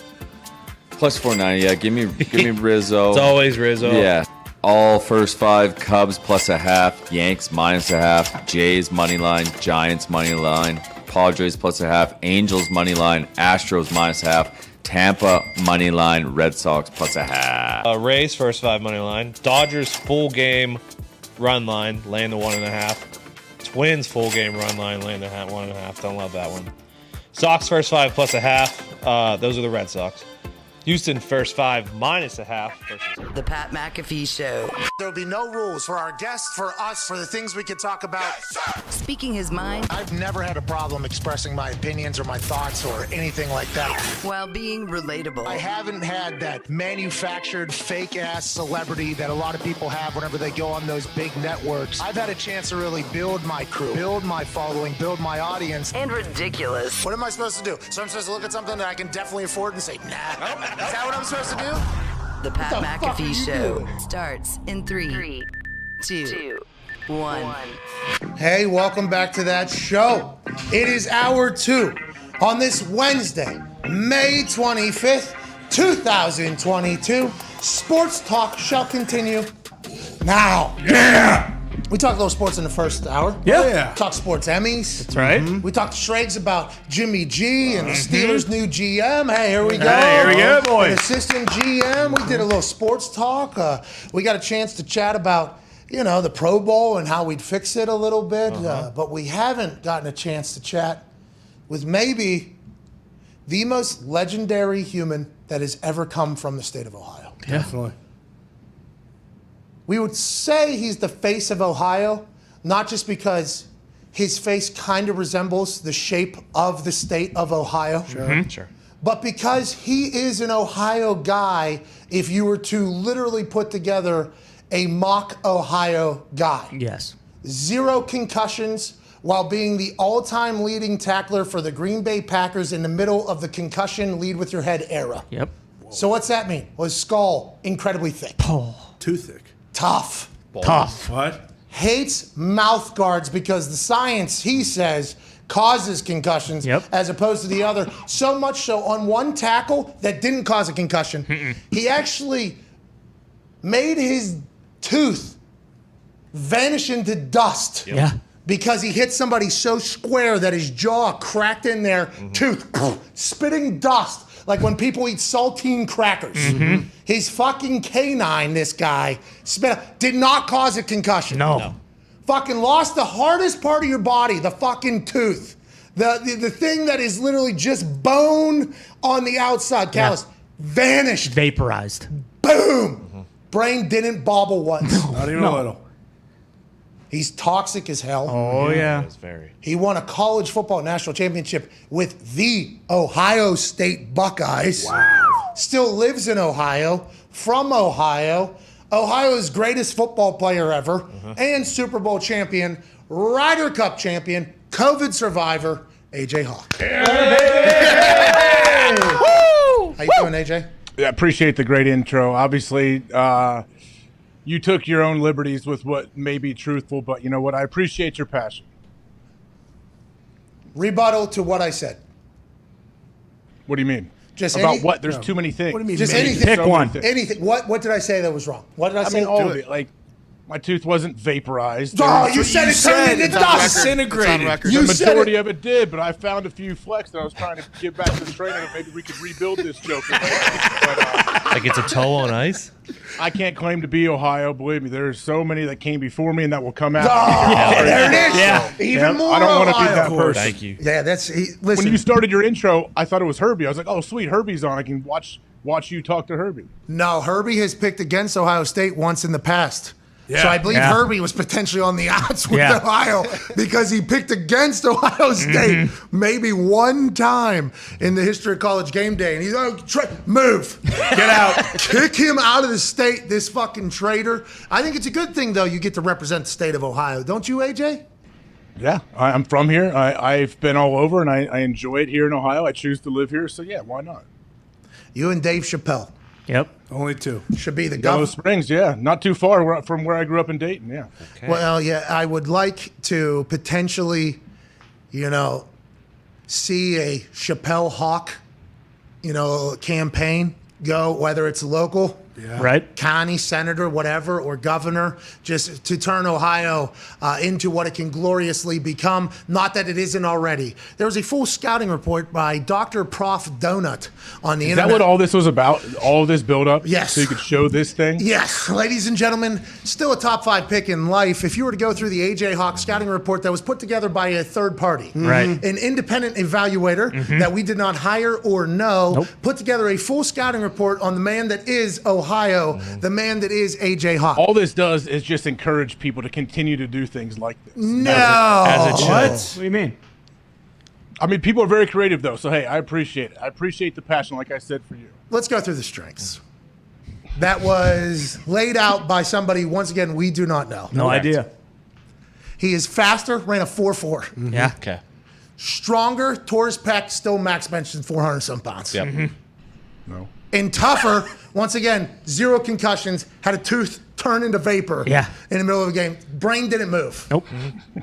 Than most human beings. I think that's an accurate scouting report there to begin, don't you? Yeah, I mean, no way to ever judge toughness, but fine, you can move on. Oh, there is. How many games did you miss? I mean, in the league, I guess 1, really. Can you hold up your hand real quick? Your fingers? No. Yeah. Exactly. Let's see those fucking. Come on. Come on. Come on. I Let's don't see need those to. Why don't you fingers. keep moving? I want to see what the next one is. Do it. Show us the goods. Has money and connections with people with even more money. Definitely a strength. Well said. 1,000% true. Can't Remember, deny you that were one. down at the Masters. You were doing your thing. You were at that Emmy party. You were high fluting, tooting around Yep. with the Lexi. shrimp cocktail. Yeah. Yeah, all that stuff. Rogers is his best friend. He's going to be a billionaire soon. At that party that Ace Ventura walked into looking for fucking Snowflake. Yes. Yes. Sam Ace. That he was at that. What's that? Sam Ace. That was his party. That was his name at the party. Yeah. Yes, Sam Ace. That was at a party that AJ Hawk is usually at, attends, and throws Oh, sometimes. yeah. All the time. Carnival in his backyard. Accurate still. I mean, sure. Thank you. Okay, thank you.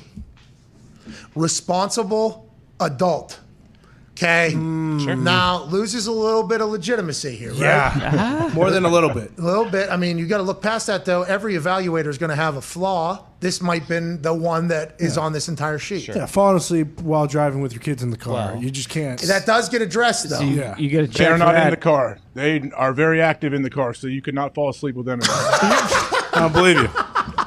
But no, like him getting his kids, ready and stuff like that. Like Also, that's very responsible. Cheesecake Factory every single day. Super Bowl week, making sure we were all fed and ready to Yeah. go. you know? Responsible. Yeah. True. A week worth of groceries too. Yeah. I agree. Yeah, it's Always has water. Cannot be really swayed, stubborn as fuck. I do believe this is the only thing on this entire sheet here that also have he can't drive like a normal human being. Sunsets really fuck him up. Jumping. I in have the one pool. other issue with this that I'll explain later. But Okay. only one other one. Yeah, you might have one. Yeah, and having breaking news, he stinks at. Obviously, he does have breaking news. Right. But actually, Say it. breaking news is definitely a weakness. And there's other great things on there. This was the only thing that he commented on my post about. The only thing. None of these other things were a problem. Falling asleep while driving with it. Sunsets doing this entire thing. Having news not breaking, it being just not a champion of news on this show. Yeah, everything on there. He was mad that people called him stubborn. That this independent part, that out of this whole thing, stubborn was the one that you were like, nope, not fucking having it. Why is that? You believe stubborn people are bad people? That was what crossed the line for you? No, I believe there's all different levels. Like, yes, it is good to be stubborn on things that you believe in and things that you think, you'll work your balls off for and you'll go try. But I am not stubborn on stupid things that don't matter. Like, I don't sit there and do that. I know people that are stubborn just to be stubborn because they want to be right. I try to stay away from being that person. Don't think you'll become that successful or grow if when you're wrong, you can't acknowledge it, forgive yourself, and move on. Like that, I think you have to do that. Being able to do that is a weapon. I honestly believe that. Because think about the situations, and I used to not be able to do it, obviously. You could tell, like when I was a teenager and shit, I was a fucking asshole of a kid to my parents. I couldn't even imagine what it was like. But when you get humbled numerous times and like your flaws just get displayed, I think sports do this. I think sports cause you to almost, like when I got those death threats, okay, and my life ended and I let down my teammates and the entire city and everything, boy, that's a new well, I was obviously wrong. The way I was going about things wasn't right because this is where I'm at. So you have to open. Once you realize that, what a game changer just for life. I don't want to get too serious into a conversation here. Alf, a very accurate scouting report. Even the stubborn one. Even the stubborn one for sure. It refuses to fix the internet in Ohio to ever do it. But I think that's a weapon of yours. And I think that's cool that we actually talk about it, AJ. It's real humanized of you. Well, it's funny that funny how this show can weave in between things like this and all of a sudden real situations. So yeah, I guess I don't have as big an issue with being stubborn as I thought I did last night. Maybe. Well, it was the only thing that really caught your eye on this whole fucking thing. Hashtag influencer. There's one other thing I disagree with. What? So yeah, we're not going through it. Good. I got a few messages when I checked about this. People trying to claim I didn't beat my shellfish allergy. That's an absolute joke. It is gone. I can eat as much as much lobster as I want. I absolutely beat it. I will prove it however you want me to do it, but I'm just telling you. I absolutely beat it. That's a clip. Love that. You're out there beating it off. The the shellfish. Set myself up. Yeah, you did. The shellfish just thing. Like you beat that guy's name all right off of him. And by the way, he did change it on social media. We talked about that. About how that's a smart decision to do that. Congrats. Congrats to him on his arms, his new name. Yeah, all above. His new title. Your commitment to microdosing yourself so you can hobnob with the high society is something that was. That's not why I did it. How many times I got to tell you? That's not why I did it, man. You did. You said the shrimp cocktail at the Black Tie Fair where Sam Ace came in looking for a dolphin, found a shark. That is where you had a breakout, you had hives, you couldn't breathe, you looked like a fool in front of all of these super rich people. You said, this ain't gonna happen ever again. The next Black Tie Affair, honey, Laura, when's the next Black Tie Affair? 6 months. All right. Let me Google this thing. You go in there, you microdose. I did not Google it. This was before microdosing was a thing. Whoa. Did you create microdosing? Not at all. I did not create anything. The founder! Wow. Holy shit. Put in the strengths. Add it to the list. Yeah, microdosing was a thing, but it wasn't as common as it is now. Okay. So you started. And it was not because I wanted to go to those. Yeah.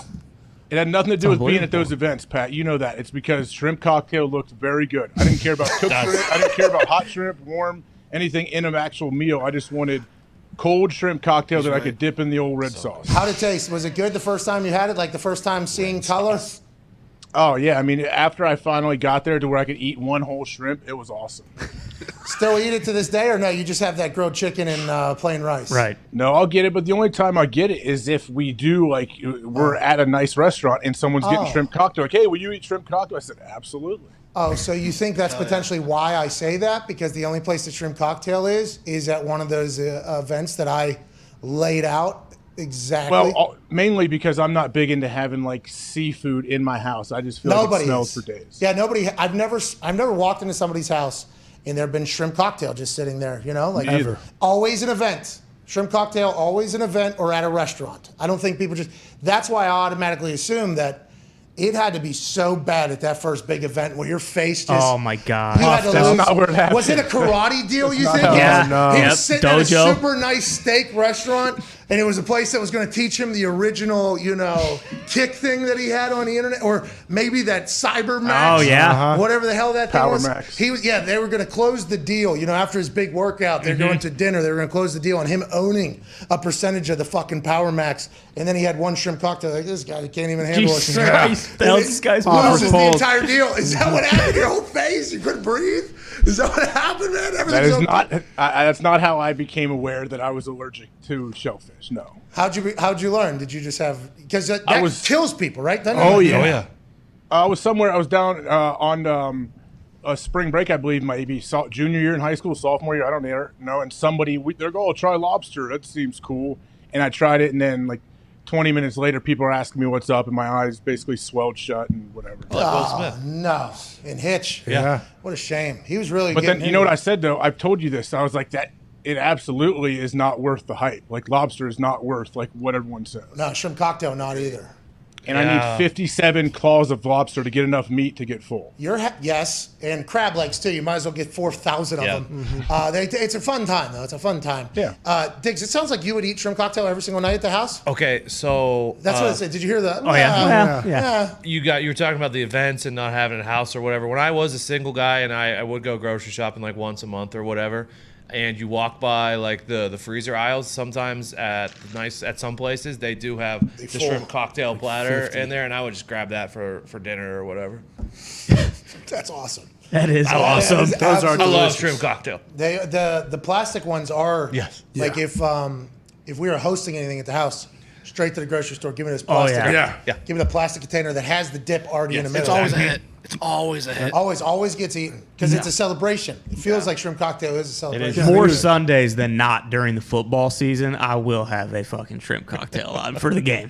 No way. Oh, yeah. What a sophisticated I feel like in my eyes, I'm like, God damn, that's next level stuff. Getting in there. Buffalo chicken dip shows up. There's another celebration. Oh, yeah. That's far and few between, but because you can just run down to the local supermarket and grab a big platter of shrimp cocktail, absolutely. Can you still do that? Is there a shrimp shortage right now? Or no? You can get it delivered on DoorDash. What do you mean? What? Well, yeah, he gets it from Cheesecake Factory once every 4 months. No, I don't get shrimp cocktail at the house, but that does. I've been to a few, usually like cookouts or something. They may have a tray of shrimp cocktail inside.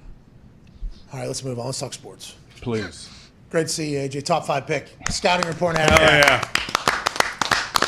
Hey, we're lucky to have you on this show, AJ. You know that? Hey. How many I'm years? lucky to be How many here, years believe has me. this been? How many years has this been? Here? Yeah. Since we've been officially doing stuff consistently, was like the day COVID shut everything down in March. How many years ago? Yeah, I was going to say it's March like 26, 2020. 27 months right now. What a run, AJ. Huh? What a fucking run. Could you ever It's gone imagine? pretty quick. I could have never imagined us talking to you every fucking day, basically. Yeah, it's awesome. Me either. Yeah. I was not ever planning on. McAfee. Oh yeah, that was good. Right? Was that what it Yeah. was? Yeah. Man, that was so long ago, but not at all. No. Do we still have that song? Remember when we did the putting contest or whatever? No one can hear AJ. Couldn't hear AJ. Yeah. I mean, you guys, I got roped into something. He was so mad. What was that, 2 hours? Yeah, and then his face was in the clouds in the video. The Office Olympics. This is stupid. And you guys can't even hear me. what I'm saying. Is anybody... We couldn't, but it was the whole video, though. You were one of the only voices that could be heard on the video. It worked out well. Worked out better than we could have ever imagined. What an idea that was.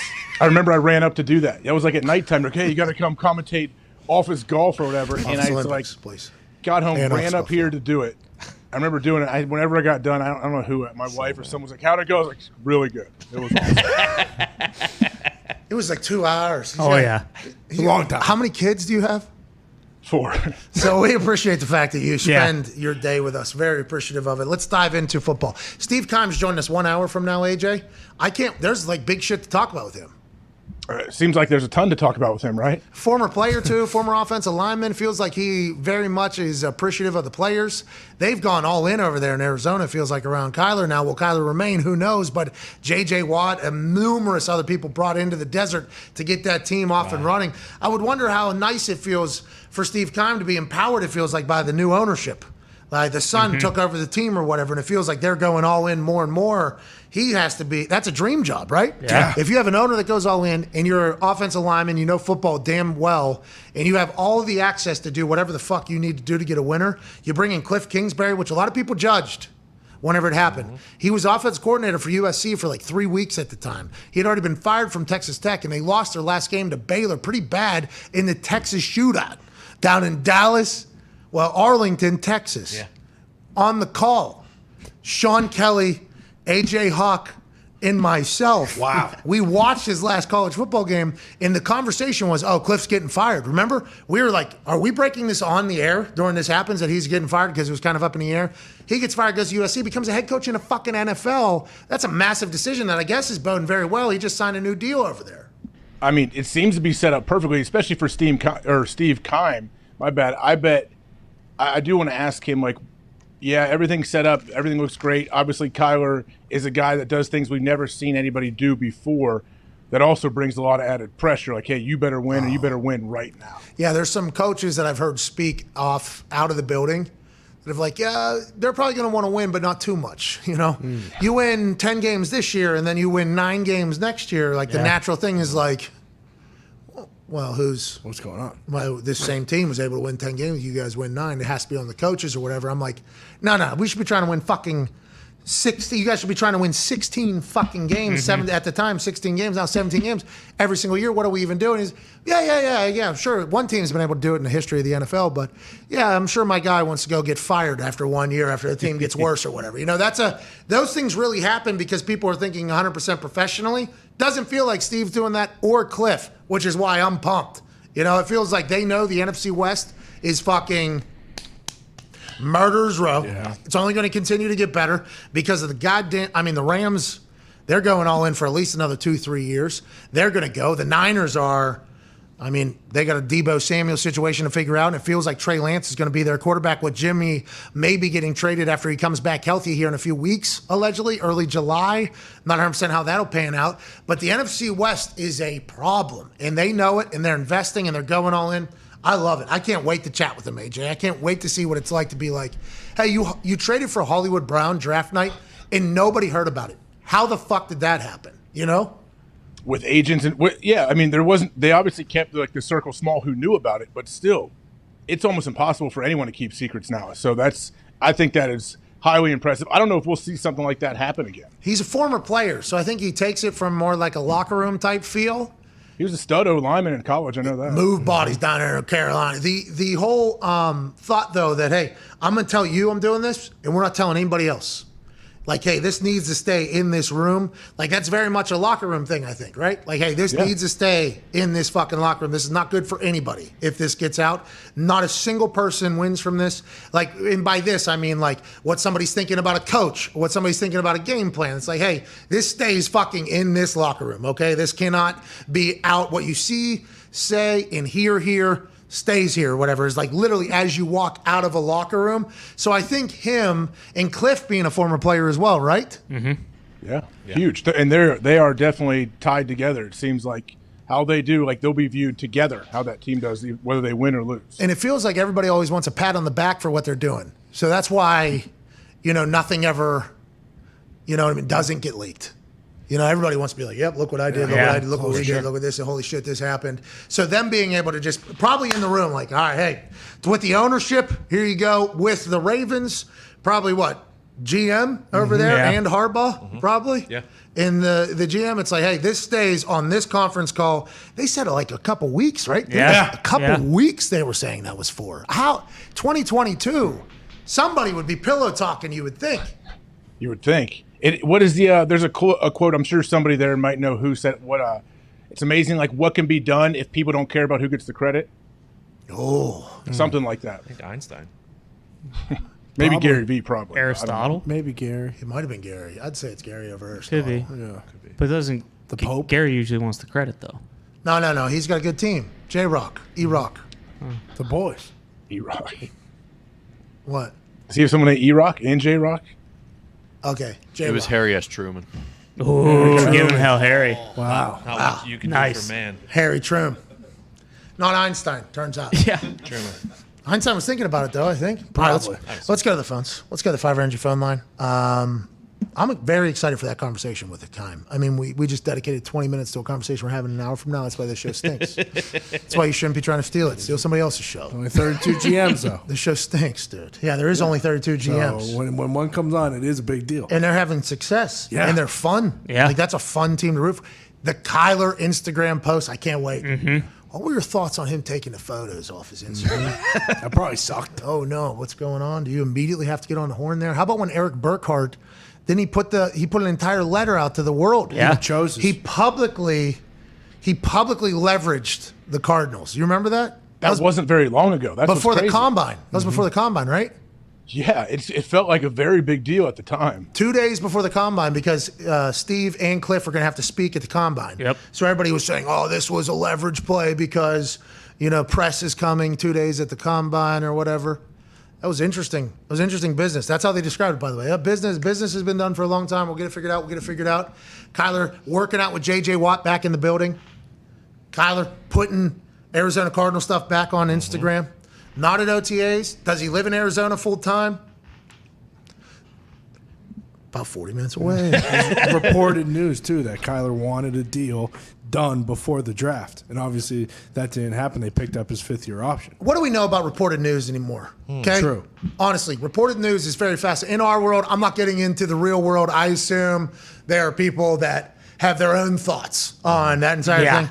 I am not the right person to do that. I thought for sure, my understanding, and we cover this day to day, so we have to kind of snoop literally at everything and anything, which is pretty time consuming, but also a lot of fun, and we're lucky to have this job. But we're snooping around. It sounded like the Dan Snyder vote was actually happening, and this came a couple weeks after Papa John got on a goddamn podcast and was like, "Hey, better ingredients, better pizza, less mic time for the boss." That's the next plan next time. That's basically what he said. And then he went on to say that, Jerry and Dan Snyder, they called me with the Pepsi company's president. They're like, "Hey, you're our two biggest sponsors. You guys get fucking Goodell out of here. Okay, get him absolutely out of here. We need to fire him immediately." And Papa's just saying this on a podcast, and everybody takes everything that Papa says with like it's Papa John. Let's remember it's Papa John. Does he have a loyal group, though, that still follow him? I don't know. He's getting asked to be on podcasts. I don't know I don't know how that worked out. Who knows? He's got $1 bazillion. Yeah. I assume he can just Who disappear. decides to have a vote? Do we know? Yeah, well, he would be. Doesn't one person just bring it Who to a can vote? call it? Who can That's what I call mean. and say, okay, we're going to vote to boot this dude? So after watching Succession, there is a lot of different ways that those votes of no confidence and other things can happen, right? Because they can technically be outside the room, but those can be glass walls. Yeah. And they could just be staring directly over the shoulder of everything that's going on. Because if it's in the one per club meeting, where it's only the decision makers, and Roger Goodell reported yesterday at the league meetings that he has heard nothing about the Dan Snyder vote out or whatever. He said, asked about the possibility owners would remove Commanders owner Dan Snyder from the NFL. Roger Goodell has said, "I'm not aware of that at all." Roger Goodell knows that he can say something that contradicts himself 2 months from now, because that has certainly happened in the past, because things could change in the future. But I don't know if he would go that strong on that answer if it was actually happening. A lot of people were saying that he's lying, that probably is happening. I feel like with the way Roger has been known to speak in the past, he would have danced around that a little bit more. Don't you think, AJ? Yeah, maybe, but first off, he's not under oath. He's allowed to lie and say whatever he wants. Like, that can absolutely happen. But True, but he does. If he He's a said, commissioner, but he said, though. "I'm not aware of those votes happening." Is it possible that he says, plausible deniability? Hey, don't tell me. Don't tell me about certain things. And it's only the owner's votes anyways. It's not commissioner's votes. So maybe after the vote is finished, It's way better for him. Yeah, it's way easier for him to not know until, I guess, something's final. Yeah, because you can just plead ignorance. Literally. He can go under oath. He can say, "I had no idea. I had no clue this was happening." And he is we always say it, he's representing 31 billionaires. In this case, he would be doing just that. "Hey, here's what we did. Now, you go tell people why. Hey, here's what happened. Good luck. You're taking you're taking all of the hate in the absolute flames that are about to come from all of us. Good luck out there. We'll pay you $60 million, though. Yeah. And you'll get free peanut M&Ms every draft night. Okay? No problem at all. You'll get to do that. So you're 100% right. That definitely could be the case. And that could be happening right now, I guess, right? You would think, yeah. And Man, yeah. Could someone have a follow-up question? Say, well, okay, you're not aware of it, but have you heard have you talked to any owners about it? Like, have you heard anyone bringing this up as a possibility? Have you investigated how that would actually work since it hasn't happened in the past? Can you lay out the process of what would have to happen for that to take place? Has that not happened? Have they never voted anyone out like that? I don't think so, no. I do not believe How'd they get, they got Carolina's, he just resigned, right? Yeah, sold the team. Could they, I guess what would happen is they would just a forced resignation, right? That'll be like what I heard other schools used to do. If they wanted a guy who was on scholarship, not on the team anymore, so they get their scholarship back, but they don't want to be the people that like cut the scholarship, they would just run them for 6-7 hours. So they quit. Hey, you want to keep going? Yeah. Or you just want to kind of leave. Yeah, what do you say? Be pretty easy. I wonder if in that one per club meeting, they're like, Dan, we're going to go around the room and we're going to say every piece of information that we have about you that we will leak, okay, to whoever. Oh, that'd be tough. Yeah, then I think he just, all right, thanks, guys. Do you want to sell the team or what do you want to? Okay, thank you. That's what we thought. Have a good one. That's just like running a guy until he says, I'm out of here. It's like, is that happening? That would be banana land. But you have to assume with that much money, with how big the league is, with how much bigger they want to get, like, those are probably some pretty ruthless conversations happening in there, AJ. So too much money, too many lawyers, Ego. just so many gigantic corporations involved. And I love that we're getting all of this, and you get so juiced because you watch the show Succession. That's why I can see your brain just like you're putting each owner as a different character in the show. I can see it. Bro, Kendall Roy coming out and saying, yeah, 375 fucking million, just like I said on the quarterly earnings call that everybody tried to report and refute and whatever. No. $375 fucking million. Invest in Fox now. What are we? Tom Brady's coming on board. Just like I fucking said, that is the right thing. I just think about that with everything now. Yeah, just that soul family. Yeah, because all the owners of the NFL at their buildings, they are Logan. Yeah, they are L to the OG. With $1 billion in business, billions and billions of dollars in business. $100 million deals with numerous people that have to be negotiated and have to be, the stadium contracts with local government have to be free. I mean, there is some real, like, super business shit that has to take place from that. Then they go to a meeting where it's all of those people. And they're supposed to work with each other on who has the best ideas for the greatest league of all time. I couldn't even fathom how contentious it gets in there. Oh. There has to be some people that just... Giant egos. Oh. Imagine the egos that are in that room. And imagine if you do have the best idea. Imagine if you do have the best idea. Like, hindsight will tell us that my idea would be the best idea. I'm one of the owners. And I go in there and like 5 people just absolutely murder it. And I believe in it. I've had a lot of success in my business. I think this would work. Fuck you. No, fuck you. Bury it. Do something else. Doesn't work. It'd be hard not to go back in there. Well, we listen to this motherfucker again? Yeah. Like, how does that? And they always are so tight. I don't understand. I honestly wonder how. Publicly, don't you think I am sure they talk about that. Like, hey, we can say and do whatever we want in here.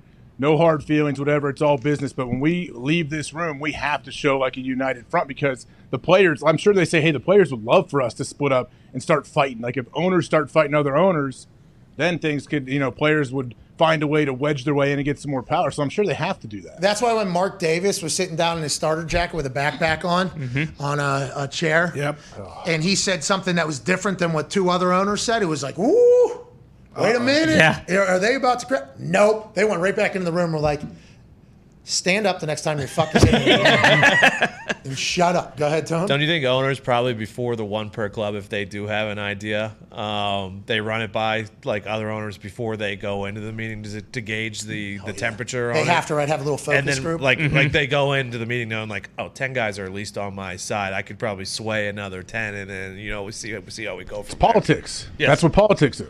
That's what you do. Well, Shiv and Romulus normally. Well, and on the even same side. Yeah. Like House of Cards, even though. Like to go to that show, that's kind of how they do it. They do it all behind the scenes. But like with the Commanders, Succession has really blown my mind. I'm like, how I love Who it. have I talked to? Like, I started piecing. I'm like, I think I've talked to somebody that had like that role at Yeah. one job. I fucking know Cousin Greg. Oh my God! It's like all the I time. have met 3 of those Wams games from Yep. Mm-hmm. different businesses. It's like, okay, all right. Is this a documentary or not? I don't know. This is much like Winning Time. You know, Yeah. I'm kind of viewing this thing as, oh, this is definitely how it all goes because it makes too much sense, which is why the movie or the show is so goddamn good. Mm-hmm. But now that we are actually in that business kind of, and I have to talk to those people, it's like, it's hard not to view you as fucking Kendall Roy. I am so sorry. It's hard not to do it. I'm sure you're a better rapper. Or, I don't know if that's the case, but it is. It's wild how these big businesses have to operate because they're all. It feels like they all come from the same neighborhood, same communities. They've known each other basically their entire lives. It feels like for a lot of people, new money come in and really rattle shit up. Right? New money comes in and normally a problem in a lot of these combos. Some fucking tech guy. But so many of these people have known each other since they were children, I think. And it's like they get so pissed off at each other, but they just are kind of inundated with it all that, yeah, this is just kind of how you do business. Yeah, this is, I'll get fucked over and then next week, we'll fuck over that person and screw that person next time. And I'll get fucked and my opinions don't matter. But we're just all the in way it goes. It feels like that is really what happens at that upper echelon of people. And now that I'm watching it, I feel like I'm learning a lot more and probably going to be better at business with those folks if I had to guess. I mean, just look at the Colts and the Patriots. Like, I assume Jonathan Kraft, who's going to take the team over after Bob Kraft, his son, has probably known Jim Irsay since they've known the Colts this entire time. Like, those families really do kind of come up with each other. The Irsay daughters. Yeah. are Exactly. about to, you would think. All the Rooney. I at mean, some- pretty much. The Rooneys, Yeah. The Maras. The Maras. This isn't how your father would have done business. Exactly. I remember when your dad sat down right there and pitched blood. Think about that with the old school owners. But the old school owners, I think, are the ones who are getting most of the shit done, right? Isn't Jerry Jones like known as being one of the most influential owners in that entire building? Oh, yeah. And that's another family. Like, add Jerry Jones and Steven Jones. Like, there's so many of that, it feels like, in the NFL. So, like, when you do watch Succession, and I think it's season 2 or season 3, when they're trying to do the buyout with the other family, who's basically just the exact same as the Roys, like, that is how it feels like, at least it works. By the way, that got a little contentious. Very contentious. Oh, man. Pooping in beds. Really? Never heard. Never turd. No, pooping in their own bed. That's back. I saw Johnny was on the stand. All right. Really? Oh, Yeah, today. I don't know if I think it was live. Yeah. There was a guy doing weird mouth stuff on the stand. Yeah, That was that was Amber's psychological doctor. This is For her. Yeah. This is $150 million thing, though, right? Yeah. What are the lawyer fees going to be? Are you kidding me? This is a long trial, man. 6 weeks, they're saying they had was the last week, They had a recess in it. Oh, yeah, take a little break. This is the longest public thing that we have seen since what? OJ? Oh, yeah. Maybe I don't know. Oh, Jody say- Arias? Casey Anthony. Casey Anthony Yeah, up there for that one. sure. Oh, Casey Anthony. I remember that. Yeah. She was the Ohio lady, right? Florida, I think. Right? Florida. She was a Notre Dame fan. I remember that. She's Love on Notre Dame. She allegedly yes. But everyone. Yes. Her baby. killed her baby, right? Right. I forget who was her lawyer. Jose Baez. Yes. Yeah, very good lawyer. Then she blamed her dad at the trial. I don't know. You guys remember that? Well, Add this Jose. to the strength. Yeah. Right. This is right down Toxic. his. You know, like Garagos, Alley. like he gets a lot of those clients. Like, yeah, I know the people that will, they'll defend some of those people, I guess. But Jose Baez was in Columbus defending a guy here, some doctor just recently. Well, we know Columbus. Oh, yeah. Yeah. We know the. Aaron Waxy. Hernandez Greatest lawyer, tight end. too. Oh, yeah. He got Hernandez him off the second one. Yeah. Remember, I thought he was coming out of jail and back in the NFL. Yeah. Should have. Honestly, did. there was a moment there where AH, as Tommy Curran Yeah. called him, where might see the second coming of AH? On the field. On the field. On the field. Tommy Curran. What a guy. I thought he was going to be back in the NFL. I thought there was a chance this guy's back in the NFL. I remember being a time. I don't know. Where was I playing at the time? Yes. Yeah, because 2011. You thought they'd just forgive the first 2012? murder conviction? No, I thought he was going to appeal all of them and get off. Wasn't that the plan to go on to the next one, right? And that I think that human you're talking about, what's his name? Jose Baez? Yeah, I think people were telling me, I didn't do my own research. This is terrible. I shouldn't do it. This is what would go on to be the problem on the internet. This happened in real life. People were telling me that this guy got Casey Anthony off and got this off and just got Aaron Hernandez off. I'm like, oh, this guy gets everybody off. He must know the cheat code on getting people off, whatever it is. If Aaron gets off, and this was, I think, training room conversation. I was probably rehabbing something and this was all taking place. I'm like, you're telling me that some owner somewhere, Aaron Hernandez, gets all of these things reversed, has 0 bodies on his record. You don't think some owner will be like, fucking guy's still guy? I mean, his knees are probably better than they've ever been. I'm thinking the NFL will not allow that to happen. They will not allow that to happen. I'm like, if he has 0 guilty charges, which I thought that Jose guy would end up doing, because that's kind of how it was being laid out. I think he would have got a job somewhere if he was that good at football. Be who you can afford to be. Literally, innocent former guilty murderer would have been in there, and then he killed himself. Everybody's like, do you feel like an idiot now? He had so much guilt that he killed these people that he did it, and you were fucking saying he was coming back to the NFL. I'm like, whoa, I've never met AH. Yes. What do you want from me? I got kind of attacked, and that's how I remember this whole thing. That guy gets everybody off though, right? Seems like it. Yeah, he seems to. That's why they keep hiring him. And is he with Johnny right now or no? I don't think he's Johnny. This isn't criminal. This is civil. Yeah. Johnny. Oh, Johnny Depp. Yeah. This shit's long. It's been on the internet, it feels like. I mean, especially in internet years. Is it a work? This is not a work. This is. I don't think so. Johnny's not going to get the money that he's trying to get. I have not followed it closely enough. I'm sure he's for his reputation. He doesn't want to be known as like an abuser, so that's why he's doing it. But still, I did see that Johnny's trying to get Amber's reverse, whatever it's called, lawsuit dropped. Countersue. Jesus. And I don't think I'm Amber's pumped that gonna my internet, my algorithm, it will now because we're talking about it and we're giving so much information. So my phone, it's probably. Did you hear? I can already feel it going, hey, good news. It's got a lot to show you. It has stayed out of my algorithm pretty good. That's very good. It has stayed out of there because I do know it has taken over your life almost outside the show. I'm watching. Zito, it's kind of Zito's all in on this thing. Mm-hmm. There's a new theory too that Johnny Depp's dating one of his lawyers. Oh, that's Camille. That's for sure. Here we go. Yeah, that's really. Here we go. What does dating mean? This is what happens. They asked Banging. her. This is why generations will not take our generation as serious. That's as right. yours. This is it's a real thing. Zeet's saying that's a real thing out there. Oh, yeah, I think it was TMZ asked her while they were leaving the courthouse one day, and she just like giggled and kept walking. She's Said like, no comment. I plead No, the she fifth. didn't even say no comment. Just laughed and kept like walking. What does Richie dating from mean? Took her to American dinner? Gangsta. No, you kidding me? It's Johnny Depp. He's slaying, obviously. I mean, he's not just taking her to dinner. There's no You're way. saying if something's happened. Correct. Not correct. that she is. No. Yeah, Jesus Christ. They had a mega pint. Very of wine. accomplished lawyer though, amazing lawyer. Camille. Yeah, I mean, this is Camille. I mean, it's $100 million lawsuit. So I would assume. Zeke, you really are following this, huh? Oh yeah, I'm all in. I walk by him all the time, and he's watching like a 15-minute video on. I literally told I told Connor to keep walking. I'm watching something. That's real. Oh yeah, And Man, watch it here. It feels like it's been for a long time. It has. 6 weeks. that's forever. I hate to say it, but it's good entertainment. 6 weeks is 4 years on the internet. Exactly. Like a 6-week event. I'm surprised that people haven't just said like, all right, fuck this. Like it's been going Yeah, on. they got to too be on long. season 50. They probably of the are a internet. little bit. I think I just check. I see every once in a while the highlight clips. That's it. Jeez, It's still going though. Those clips are still rolling. What were you gonna say, Nick? I was just going to say Zito's interpretation of what is actually going on always deserves a little double check. There. Well, that's Oh, the yeah, do your own research. what people say and what people hear are always two different things. Also, a part of the problem in the world that we're in currently today. That's right. That's the problem. I Never going to apologize. stop, by the way, because humans are always going to be in there. Yep. Zito's always going to exist. But that's the beauty of it all, isn't it? Huh? That's the beauty of it all. yeah. Let's get to a break. We'll be back in 4 minutes with some phone calls on the 5 Energy phone line. 1-833-4-McAfee. I believe all of us, can't help but put life into perspective after what happened just yesterday down in Texas.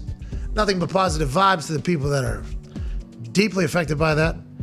And we'll continue to hopefully be a distraction from the miserableness that is some parts of our society. Yep. We're going to try to change it, though. I think the world will get better. I honestly believe that. Don't you, AJ? I think the world will get better. I am absolutely optimistic. Yeah, kids. Me too. I deal with kids all the time. Kids are way smarter than we know. Yeah, way smarter, and hopefully they'll be a little bit more reasonable than it feels like some people are in times. I think our world's going to get better. I hope. I have optimism. And if we're a small part of that, maybe viewing things a little different, that's awesome. Yeah. Job well done. Don't steal our shit. We're back and forth.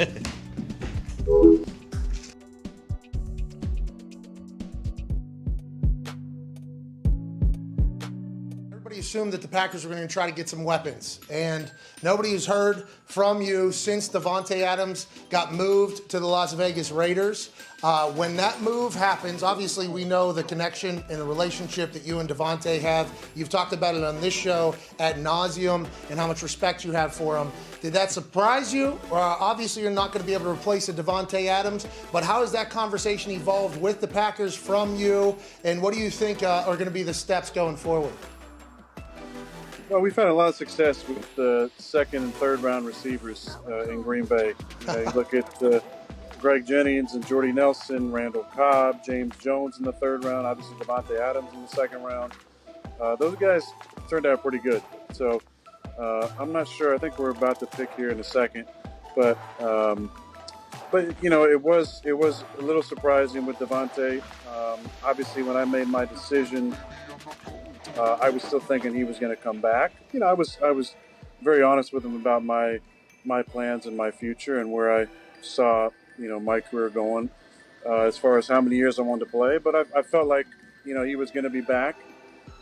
Didn't obviously turn out that way, but I have so much love for Tay and appreciate the time we spent together, and definitely wish him the best with Derek in Vegas. But that's a big hole to fill for sure. Yeah, Davante's an absolute stud. And thank you for talking about that, by the way. I think people are going to be intrigued to hear that. Whenever you said that it did surprise you a little bit, I saw Mad Mel Kiper shake his head. But it doesn't sound like you are that pissed off about it either. You understand business is business, and you have faith and trust in Goody and LaFleur and everybody over at Green Bay, much more now than maybe in the past? Well, it is the business. You know, it's a tough business. It's a wonderful profession. And those of us who've been blessed to play for so long realize that completely. And there's a lot of things that happen that surprise you, even still. And I thought that based on the number that we offered Davante and, you know, being able to play with me for a few more years would definitely make a difference. But in the end, I think he was ready to move on and wanted my help in making that happen. And it was a tough position to be in for sure, because I love him and I care about him and want him to be happy. And he's definitely going to be missed. Don't break the table, obviously. I just break shit. Sorry, man.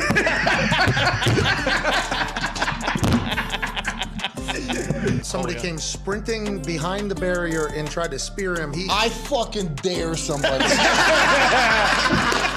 Oh, no!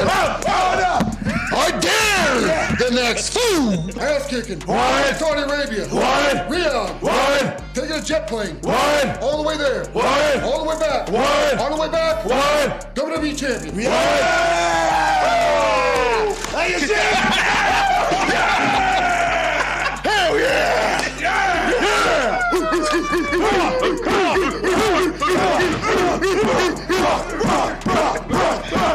That gets destroyed our shit.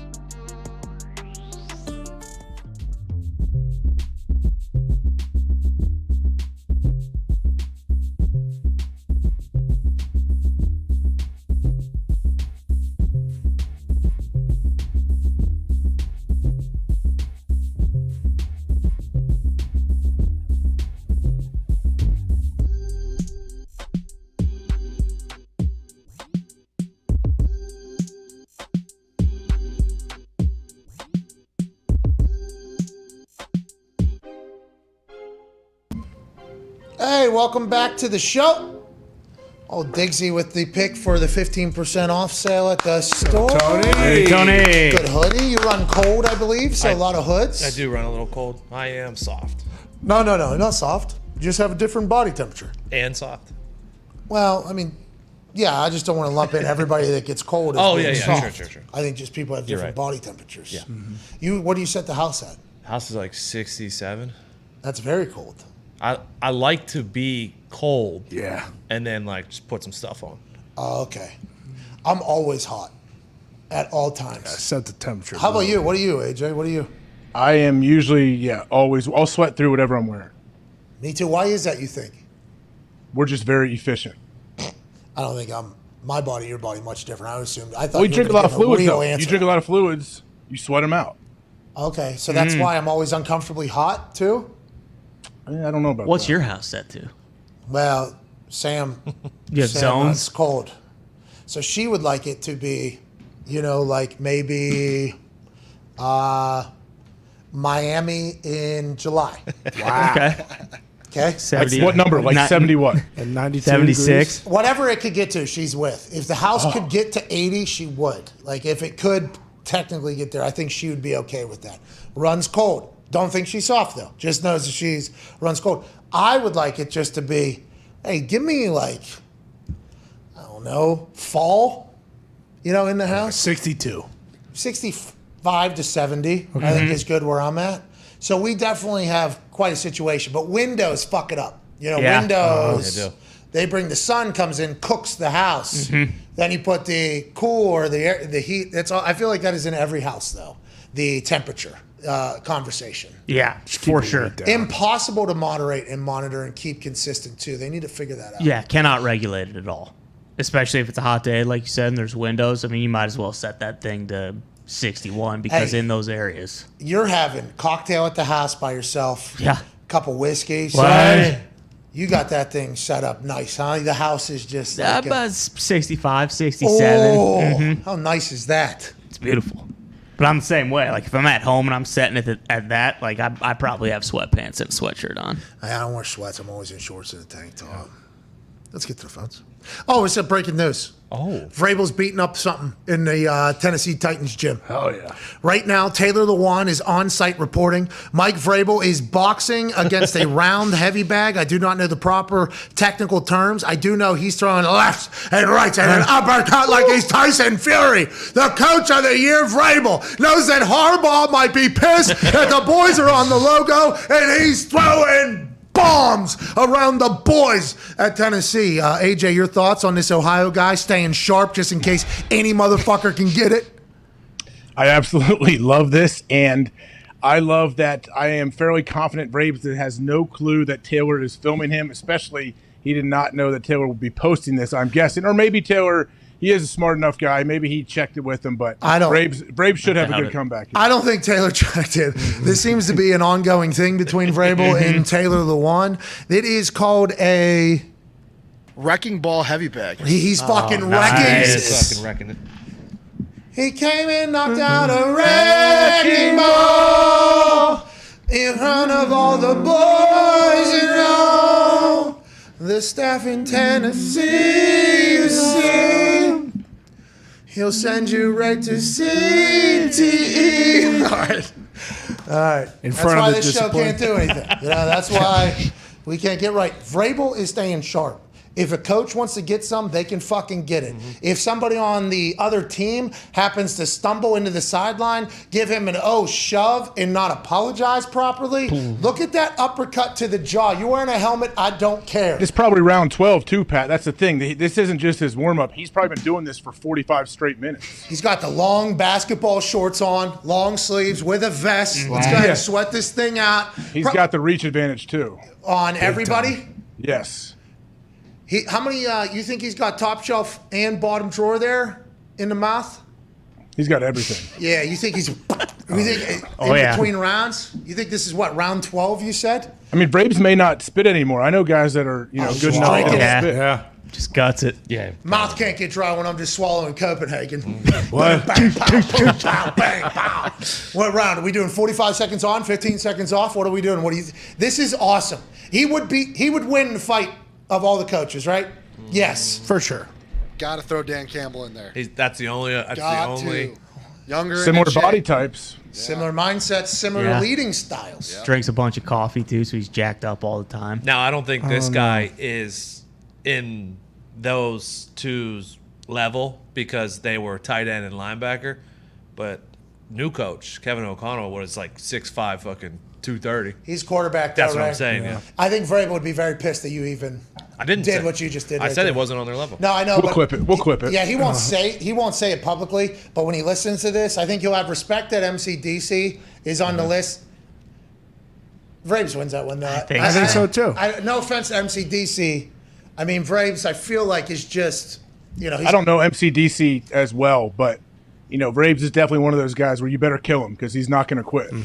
He's Ohio, right? I don't know where MCDC is from, but I think I would imagine MCDC is similar. Texas? Similar Texas type is guy. what I was Oh, fuck. Okay. Yeah. But naturally, what is it? Tight end He's versus from defensive Texas. lineman. Who wins that battle? Well, you don't know. It Yeah, depends yeah, on the sorry, person. Russell. I know. I mean, That's before why it's Bob tough. Saleh lost 30 pounds coaching the Jets, too, he's a big son of a bitch. And his brother also a big son of a bitch, too, Yeah. right? He was Yeah. going to fight Rex Ryan. That's right. What needs to happen is Vraves and MCDC each need to drink a 30-pack and probably smoke, I don't know, a carton of cigs and then fight. Yeah, because then we'll find out who the true alpha. Yeah. MCDC stayed with the band that one That's time. what I'm saying. Yeah. No, they both need to. They need to play Edward 40 hands with 2 40s taped to each hand. Yep. And Who's then- going to piss first? Why? Tell you what, if What a they're terrible game for me. I still have the most active bladder of all time. I played that game twice. Hated So what do you it do? You wear so like bad. loose mesh shorts and just shimmy them down and pee? No, I just chugged, dude. diaper. I just chugged for the. Eliminate the beers. Yeah, I had to survive the evening. You can't just piss my pants. No. But I got sick immediately afterwards. I mean, those are not supposed to be chugged like that. No, they aren't. They were disgusting. Disgusting. Ah. You won though, right? No, I guess in the end, who won? Right. Yeah. You know what I mean? There's a lot of those in life. I do believe Vrabel would win. I got Vrabel over MCDC. I think it's going to be a good scrap, though. Mm-hmm. You, AJ? Yeah, I got to take Braves. Now, if MCDC puts out a wrecking ball, punching bag, Yeah. we We'll reassess. will judge accordingly. Yeah. We're back for hour 3 on the other side with Steve Kime of the Cardinals. Cheers. Boom. He's actually not on the other side. He has a bad lead. He's about 19 minutes from now. Somewhere on the other side. Other side. Yeah. Bet you we don't Pat, did you ever have What's that? take a break before him because then technically he's on the other side. At some point on the other side, I guess. Yeah, it is all in the wording. You're right. Good call. What's going on, AJ? Did you ever have coaches? I've had coaches over my time that if any player came in the weight room while they were working out, they didn't want you in there. Like they got weird and they would leave or they'd want you to leave. Yeah, I think I would feel weird too. I don't know. I would, as a coach, I'd want it to be. I wouldn't mind because I'm sure Braves the same way. He's like, no, I work out. It should be a good thing that you see me working out, right? Well, for me, I never had a coach like Vrabes, right? Like Vrabes is in there with the, not that Chuck wasn't liked in the locker room, but Vrabes feels like he's in the. He's Coach like, Tressel used to be jacking weight in there when he would get on this hammer strength incline bench deal and put like 3 plates on each side and kill like 8 or 10 reps. Rich Rodriguez. Now that we're talking about it, I forgot about this. Was definitely intimidating and inspiring at the same time. We get in there for a 6 a.m. lift or whatever. Rich already in a full lather, okay? Facing the field. So you walk into the gym here. There's the full gym. There's like steps, and then the field's on the other side, and it's glass. You probably know that from like 2K or whatever. The West Virginia Stadium, actually pretty dope. It used, I don't know if it's still the same way, but it used to be full glass right here, and that's where all the cardio equipment was, looking out at the field. So we'd walk in there 6 a.m. He had already been in there for who knows how long, and he's just on the fucking, literally just stomping on this calf machine at Stairmaster. And then warm-ups would have to go past him because you do like warm-up sections. So you had to warm up right behind him. Wouldn't even turn to look at you. Just literally as you're walking by, fucking furious. And then he'd stare, make sure you're going hard, and then he'd fucking right down through. And then one day he finished his session. I don't know how many floors he walked up. Honestly, maybe he might have did 2 of the Burj Khalifa buildings with how fast he was going at the rate he was going. His calves used to be this fucking big. I don't know how big his calves are now, but he grabbed the towel and was not happy with our intensity of our warm-up at 6 a.m. So we had to go fucking run 110s. We had to go run 110s middle of the season on a Wednesday. Middle of the season? Middle of the season on a Wednesday. Lift is canceled. We are running 110s because we were not warming up with enough intensity. It's Lack like, of hustle. well, huh? Lack of hustle. Lunch is canceled. Honestly, it's like, well, who are you comparing? Are you comparing us to Urinetown? I mean, it's going to be tough, Yes. dude. 6 a.m. But He had that planned. He probably had that planned before he even walked in the building that day. if I smell any beer off of fucking McAfee or anybody in here, I'm going to fucking lose it.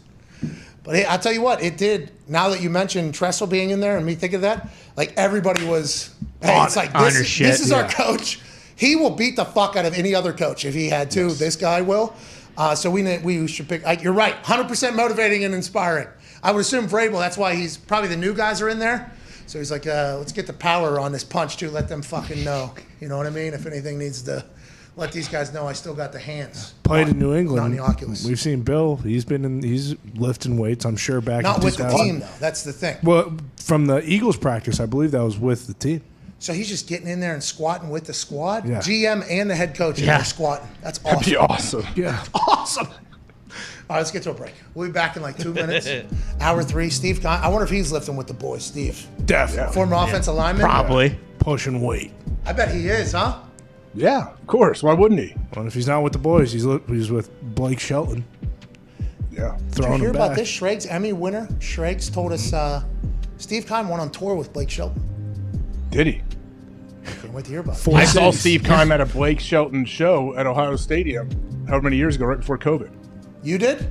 Yeah, he was there with Cliff. With Blake Shelton was performing. That's probably might have been he was the on tour. tour. Yeah. That was when he was on tour. Yeah, George Strait was like the closer. Blake Shelton played before him. Yeah. Wow. And all of a sudden, randomly, Cliff and Steve Keim were there. Yeah. That's awesome. We'll talk about it. Yeah. All right, we're back in about 2 minutes. Cheers.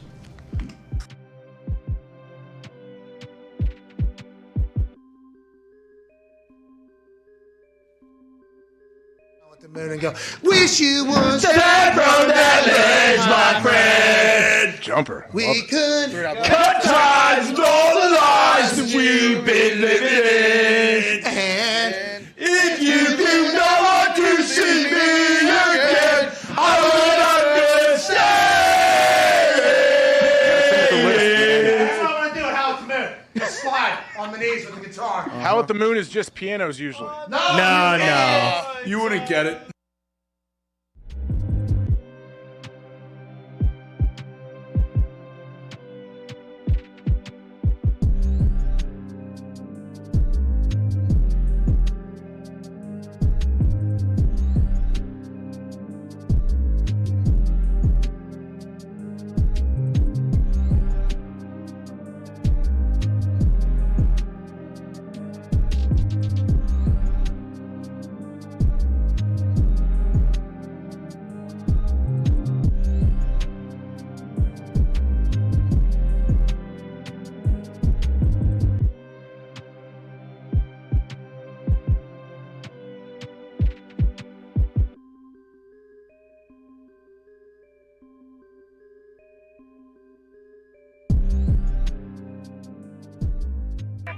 The Pat McAfee Show. There'll be no rules for our guests, for us, for the things we can talk about.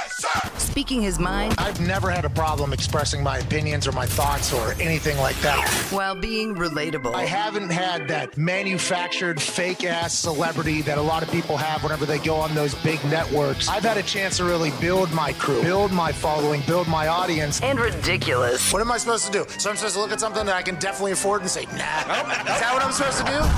The Pat What the fuck are McAfee you Show doing? starts in 3, 2, 1.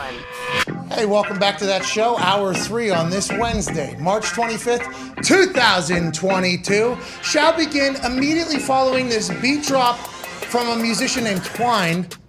Bang! Yeah. Here we go. The Talks Tables here at Ty Schmidt, at Busta Connor Hammer. Dahn Cowboy Tone Diggs is here at official AJ Hawk, who's a social media influencer. To my left, your right. We have some possible breaking news out of the New England area. Mm-hmm. We do not have this on 100%, okay? Boston Connor, please take it away. Apparently. Allegedly. Potentially. Maybe. There are players from the Miami Heat organization who are still in Boston because they tested positive for COVID. The Miami Heat canceled their shoot-around this morning, and, I mean, this is the playoffs. Really don't do that often.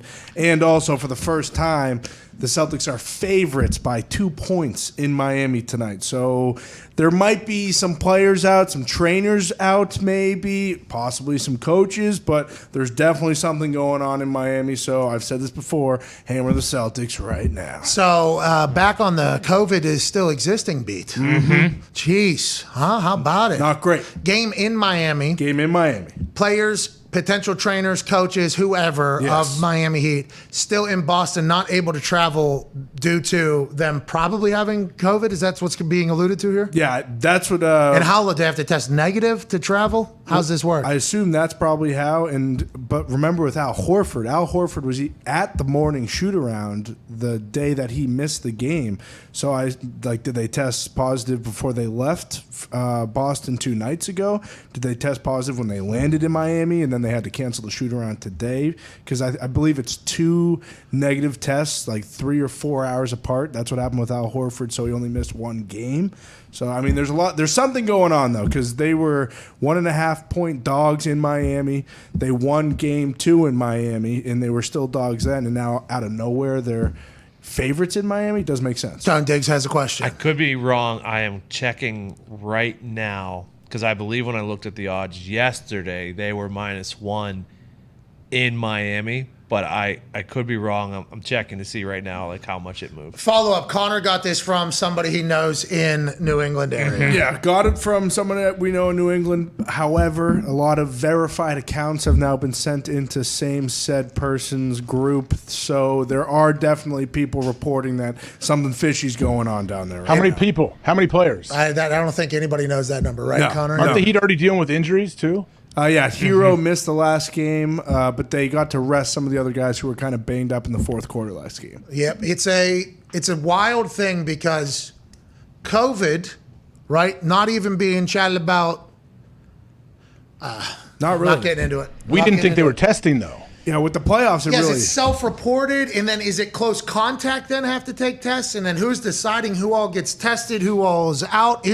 Are they suffering like bad symptoms from this? Because then we should learn about that as well. Is there still a ass-kicking COVID out there? Is it coming back? Why is it happening? Well, when Steve Kerr, because he missed a couple of games because of COVID, he said he had symptoms after one of the games, got tested, and then he was positive, so he missed the next game. They had like a temporary coach.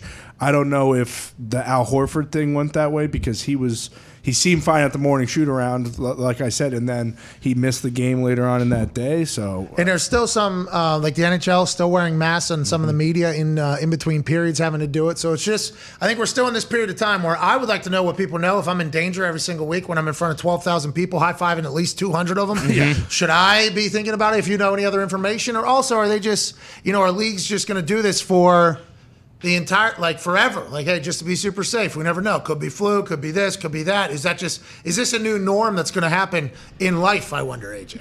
Yeah, like are there going to be other things that keep people out of games other than COVID, like other illnesses? Yeah, flu game is talked about and heralded as like a heroic act there. Not that, listen, not doing that. Right. But also, not getting into that convo. But the flu, also something that's around every single year, does, terrible things. Started during, I think, a pandemic. I think a whole pandemic happened. The way it came into the world was pretty similar to how COVID has come into the world. I know COVID's much worse. Okay, I get it. All right. Listen, I haven't done the studies myself. COVID gave me 104.5 degree fever. I haven't got that. With a flu, where I've had a flu in the past, I get it. But the flu game is talked about as like a great thing. But if you think about it, I mean, he was licking his fingers, taking the ball, passing the ball. It's a real super spreader. Yeah, if we think about that, it's a super spreader. Will those days not happen? Because the flu is something that could take down a whole operation quick. Like, the flu, they got the flu bug. Boom, that team got the bug. Bang, they're out for a couple of days, can't be around each other or whatever. Is that just what it's going to be for COVID going forward? I wonder. What if it's not a hard-hitting COVID? What if it's a no-symptom COVID? Are you going to... Does that matter? What about if it's just like you're in the early stages of strep throat, which is very contagious, and you decide you play? Is that going to be illegal? Yeah, and do you have to tell somebody? I don't know. The world's going to be a wild place here. And I would like to say that I've been on this early, like I'm some fucking genius. Getting back into life after COVID, going to be an entire thing. Oh, yeah. Just as difficult. Going to be an entire thing. Like getting out of life there with COVID, where everybody was just kind of parking it, everything was stopped. You don't do anything anymore, okay, except for deliver stuff to your house and spray with Lysol afterwards. Yeah. Get that stuff that Dilfer had done at Lipscomb Academy. Right. Bingo. Do that whole thing, you do that. But also, once people get like comfortable doing that and binging and new routines and the world, and getting out of it is going to be a problem. And I'm not obviously the only human that did it, but I was always fascinated about how coming back into the real world might be so much to people. And I thought for a large portion of it, people were doing great. Arenas are getting filled, stadiums are getting filled. I thought people would potentially be scared to get back into large congregations together, but instead the complete opposite happened. Like social people were like, I need to go. I need to be around other people. I need to go do something. I need to live. I need to experience stuff. So I think we're in a good spot, but I feel like there's going to be the next 10 years there's going to be stuff. It seemed like this season, too, like guys really weren't testing for COVID, and maybe it's just because the games aren't as impactful and we're not seeing it. But I feel like a big part of this was like, hey, we're setting up this new testing system so it doesn't affect teams in the playoffs much, and it's been super impactful in these NBA playoffs. Like several guys have missed games due to COVID, and the NHL too. Yeah. Like I figured that it was set up so that like, hey, once we get to the playoffs, like people aren't going to be testing positive for COVID. It's been the complete opposite. Paul George, right? That first series, it started in the entire thing, and now it might be catching up to the Heat. That's what alleged sources are saying with boots on the ground in the New England area. We'll keep our eye on the news. Okay. Have to. Roger Goodell says the Pro Bowl stinks. What do you think? Do you think that's a shot at them? Are they the ones that decide what the Pro Bowl is? Is that a shot at ESPN? What is that a complete shot at from Roger Goodell? And do you think he's genuinely going to be open to the entire process of making this better? I feel like with the quarterback carnival coming back and skills challenge, the fastest guy came back. Back in the day, the Pro Bowl was awesome. It was in Hawaii. Players loved going to it. It was a full event, a spectacle. There was quarterback contest. There was kicker contest. There was speed contest. There was strength contest. Everybody loved it. It was a big celebration of the year and celebrate, everything that the guys that are at the top of the NFL had accomplished a year. Then injuries happened, I think, to certain guys. The lackluster attempt by the NFL to make it feel as big as it is, putting it on the road and going other places, I think added into it, and guys not caring, guys opting out. It lost its luster. With the challenges coming back, the speed and the quarterback thing, I think they're on the right way. They just need to do what they need to try to bottle what they had before, AJ, and bring it back. And I think the only way you do that is with actual prizes and then actual matches to charity of choices there. And I think you'll get people to come in and want to do stuff.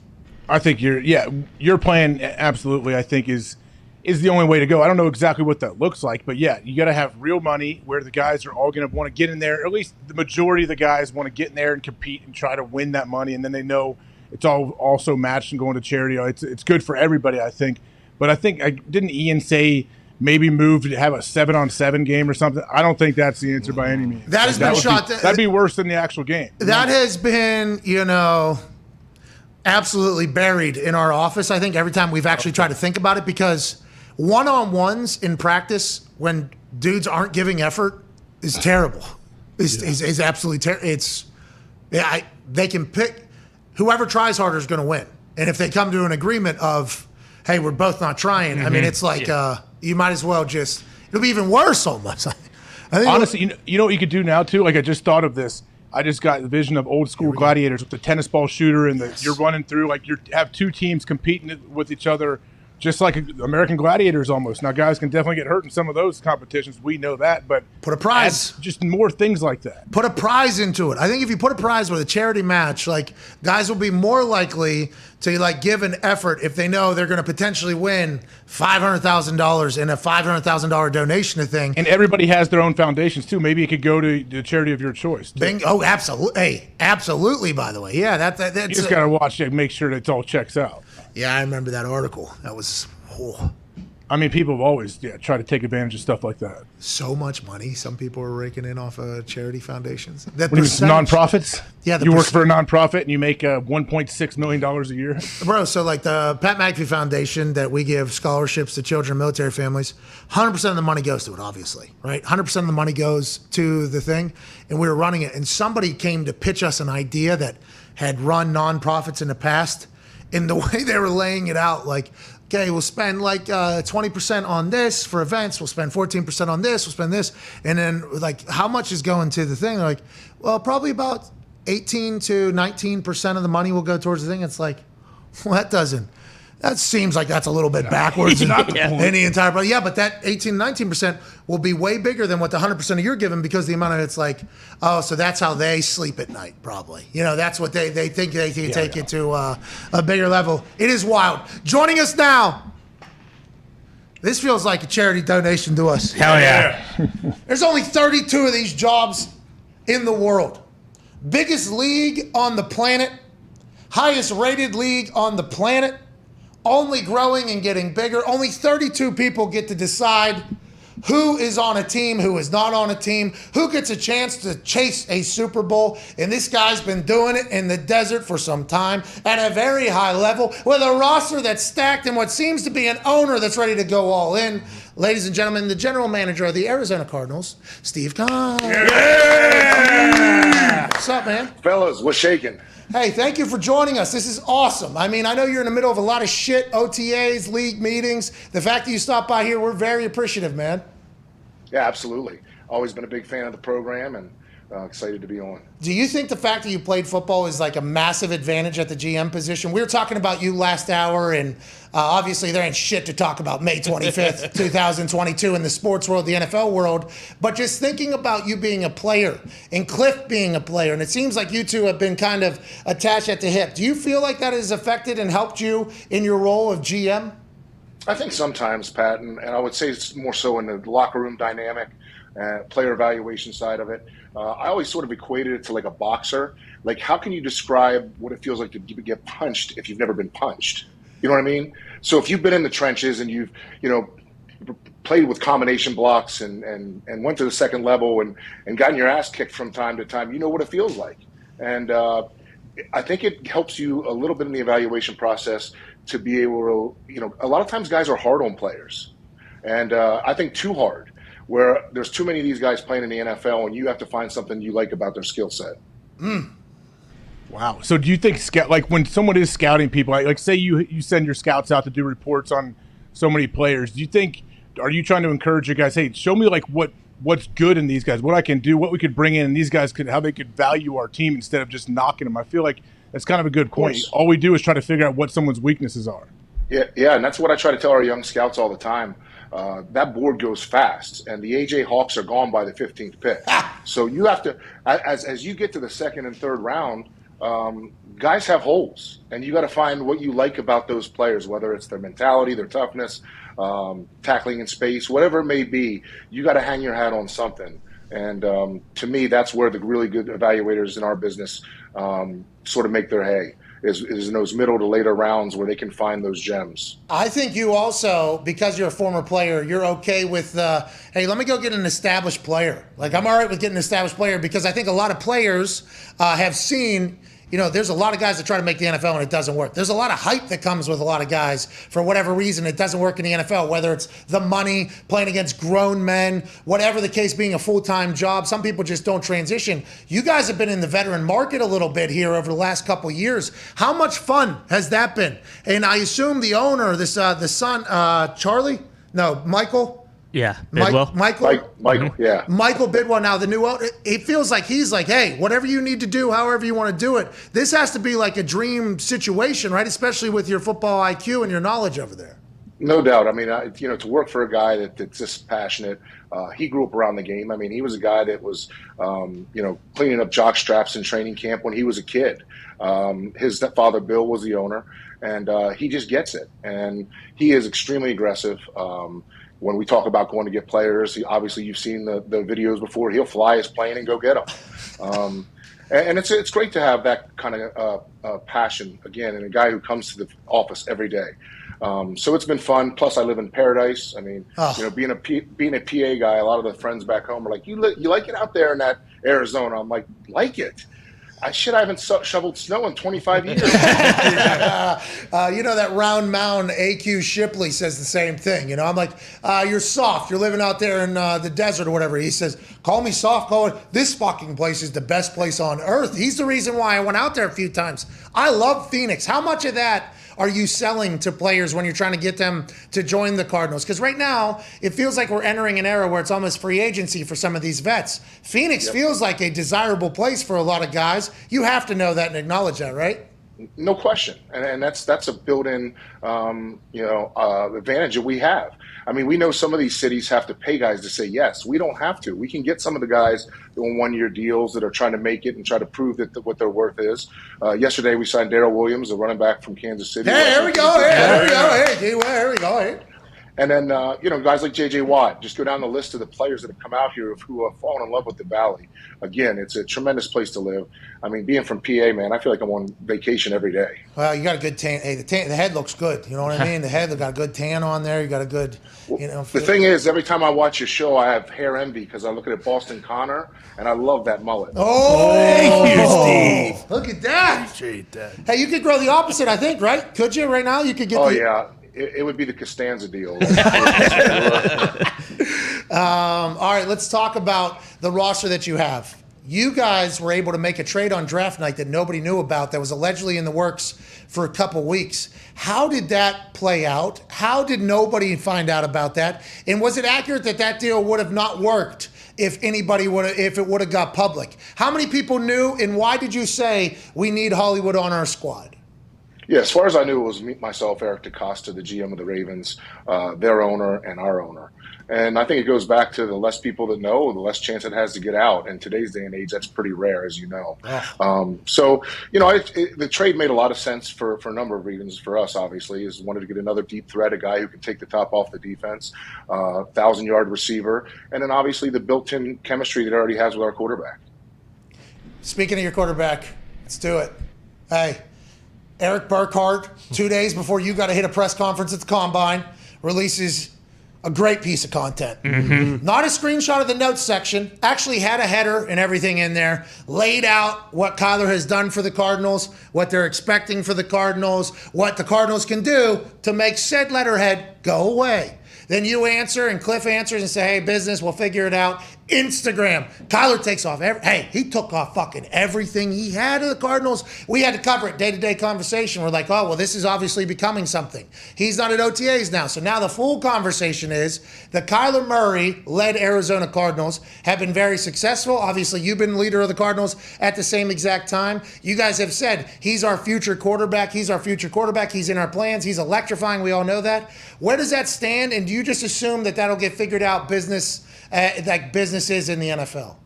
Yeah, I mean, I just think it's a timing thing, Pat. It's every quarterback that's done it before has done it from anywhere from July to September, and no different for us. I mean, I have to get prepared for the NFL draft. That requires a lot of hours of tape watching, free agency at the same time, and it's not easy. So your time is really taken up in a lot of different directions, and you have to prioritize it. And we know that he's under contract for another year and also the fifth-year option. And he is our future. We feel that way strongly, and I feel like we'll be able to get something done this summer. I think, I know I am not aware of how often people can talk when it comes to you being a GM and someone's agent for someone like Kyler, who you said is your future. Is it something where when you are in a situation like this, do you guys talk daily, weekly? Like, do you go long chunks of time? How does that work? Yeah, I think whenever the conversations and I would say the negotiations ramp up, you talk on a daily basis back and forth. I have a good relationship with his agent, Eric Burkhardt. He also represents Cliff, which is a little unusual, I know. But hey, got a deal done. Got a deal done. That's right. You guys are deal makers. You guys are getting a deal done. But Pat, as big as a wrestling fan as I am, and congrats on WrestleMania, I was thinking maybe you set up a cage match between me and Burkhardt. Yes! Yes! Let's go. Hey, listen, I don't know what the letter will look like that he'll write afterwards from the hospital, but I got a feeling you will beat the fuck out of him. Good luck with that negotiation. I think everybody in the NFL is looking on because he is obviously a phenomenal talent. How do you guys take that next step, you think? Because the NFC West, hey, fucking problematic. I guess the NFL, you're always going to have to beat the best, yada, yada, yada. The NFC West is loaded, though. You guys have to know that. What do you think it's going to take the next step, and what have you seen from the team that's like, yeah, we're going to get there? I think it's just putting the second half of the season together and not playing with complacency, being able to play consistent football throughout the season. Last year, we started off 7-0, as everybody knows, and down the stretch, we didn't play well. And it was a number of reasons, whether it was penalties, errors, guys that we missed being hurt, but you can't make injuries an excuse. So I would just say this, that we have to continue to put it together. Every year, Kyler's continue to grow and get better as a quarterback, and I wouldn't expect anything different. Cliff Kingsbury seems like a G, man. I mean, he's the coolest guy on earth. He has an incredible house. You guys have Hard Knocks coming to town. I assume he's going to become, could you imagine how big of a superstar Cliff Kingsbury is about to come? He's about to become this whole thing. Why are you guys a perfect fit? And when you hired him, I remember everybody burying you for hiring the USC offensive coordinator for 3 weeks contradicts the guy that just got fired after losing to Baylor in the Texas shootout. Right. No, Cliff is he's as good as advertised. Easygoing, sharp guy. Obviously, a great play caller. It's tough for me because I have to stand beside the guy, and I tell people all the time when Bruce Arians was my coach, I look much better standing beside Cliff Kingsbury. Cliff Kingsbury doesn't know what a filter looks like. Never. No. Has never had to slide anything. There's a couple people. Foxy's one of those. Yep. Never, ever had to figure out the filter. Ty Schmidt, go ahead. Steve, obviously, it looks Kyler's going to be around. He's your quarterback of the future. But I can't remember the last time a guy was picked in the first round in both sports. Was there ever any sort of concern like, hey, if this isn't a smashing success right away, this guy might go play baseball? Well, I mean, obviously he has that opportunity because of his skill set. But, on the time when we went to Norman, Oklahoma, and we visited with Kyler, made it pretty clear that football was his passion and his love. And then as well as, when you do these things, and it was so important to get his contract done before we drafted him with the first pick, is to make sure you have some language in there that protects yourself from the baseball. So there's a number of different reasons why I think he'll continue to play football. I don't know that he'd be really excited to get on the single-way bus driving from Harrisburg to Shamokin, PA. Hey, he's a great video gamer, though. You ever played any video games against him? What is your relationship like with the players? Are you in there? Are you in the locker room? Are you working out? I try to get around. Yeah? I mean, I gravitate towards the Hogs, a little more generally, the AQs of the world and Justin Pughs and those kind of guys. But no, I love to have a relationship with them all. And I like to ask questions because my thing is I see things through a certain lens, and Pat McAfee and AJ Hawk sees it differently. And I appreciate that, and I can learn from it. That you guys see things differently and see it different from a player's perspective. So I like to take, especially the guys I respect, I like to take a lot of that information in and use it to my advantage. Hate or love Hard Knocks coming? We just talked about Cliff Kingsbury becoming a superstar. Hate or love it? Hate it from the standpoint I'm going to have to get on the elliptical a lot here.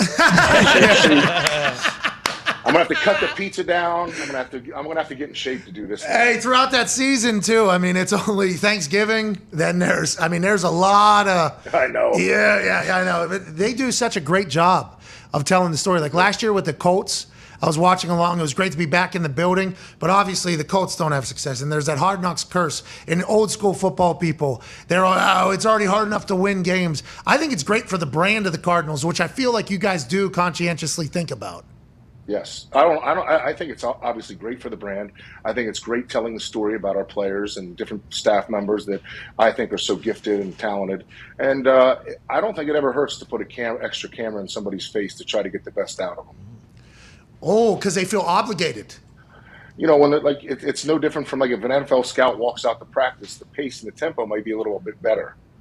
You know what I mean? Like, because guys want to look good on TV. Yeah, you're going to do what is right. Like, for instance, there is not a single time where I'm in a public bathroom where I don't do a full wash my hands, because there's somebody who's watching me at all times. And I'm like, all right, can't be known as the guy that just goes and pisses and doesn't wash his hands. I act like a better human because I think the person that was pissing next to me is watching me. That's what you're saying with Hard Knocks. You're gonna get the perfect versions of people almost. How did they lose to Clown Town last year then? How?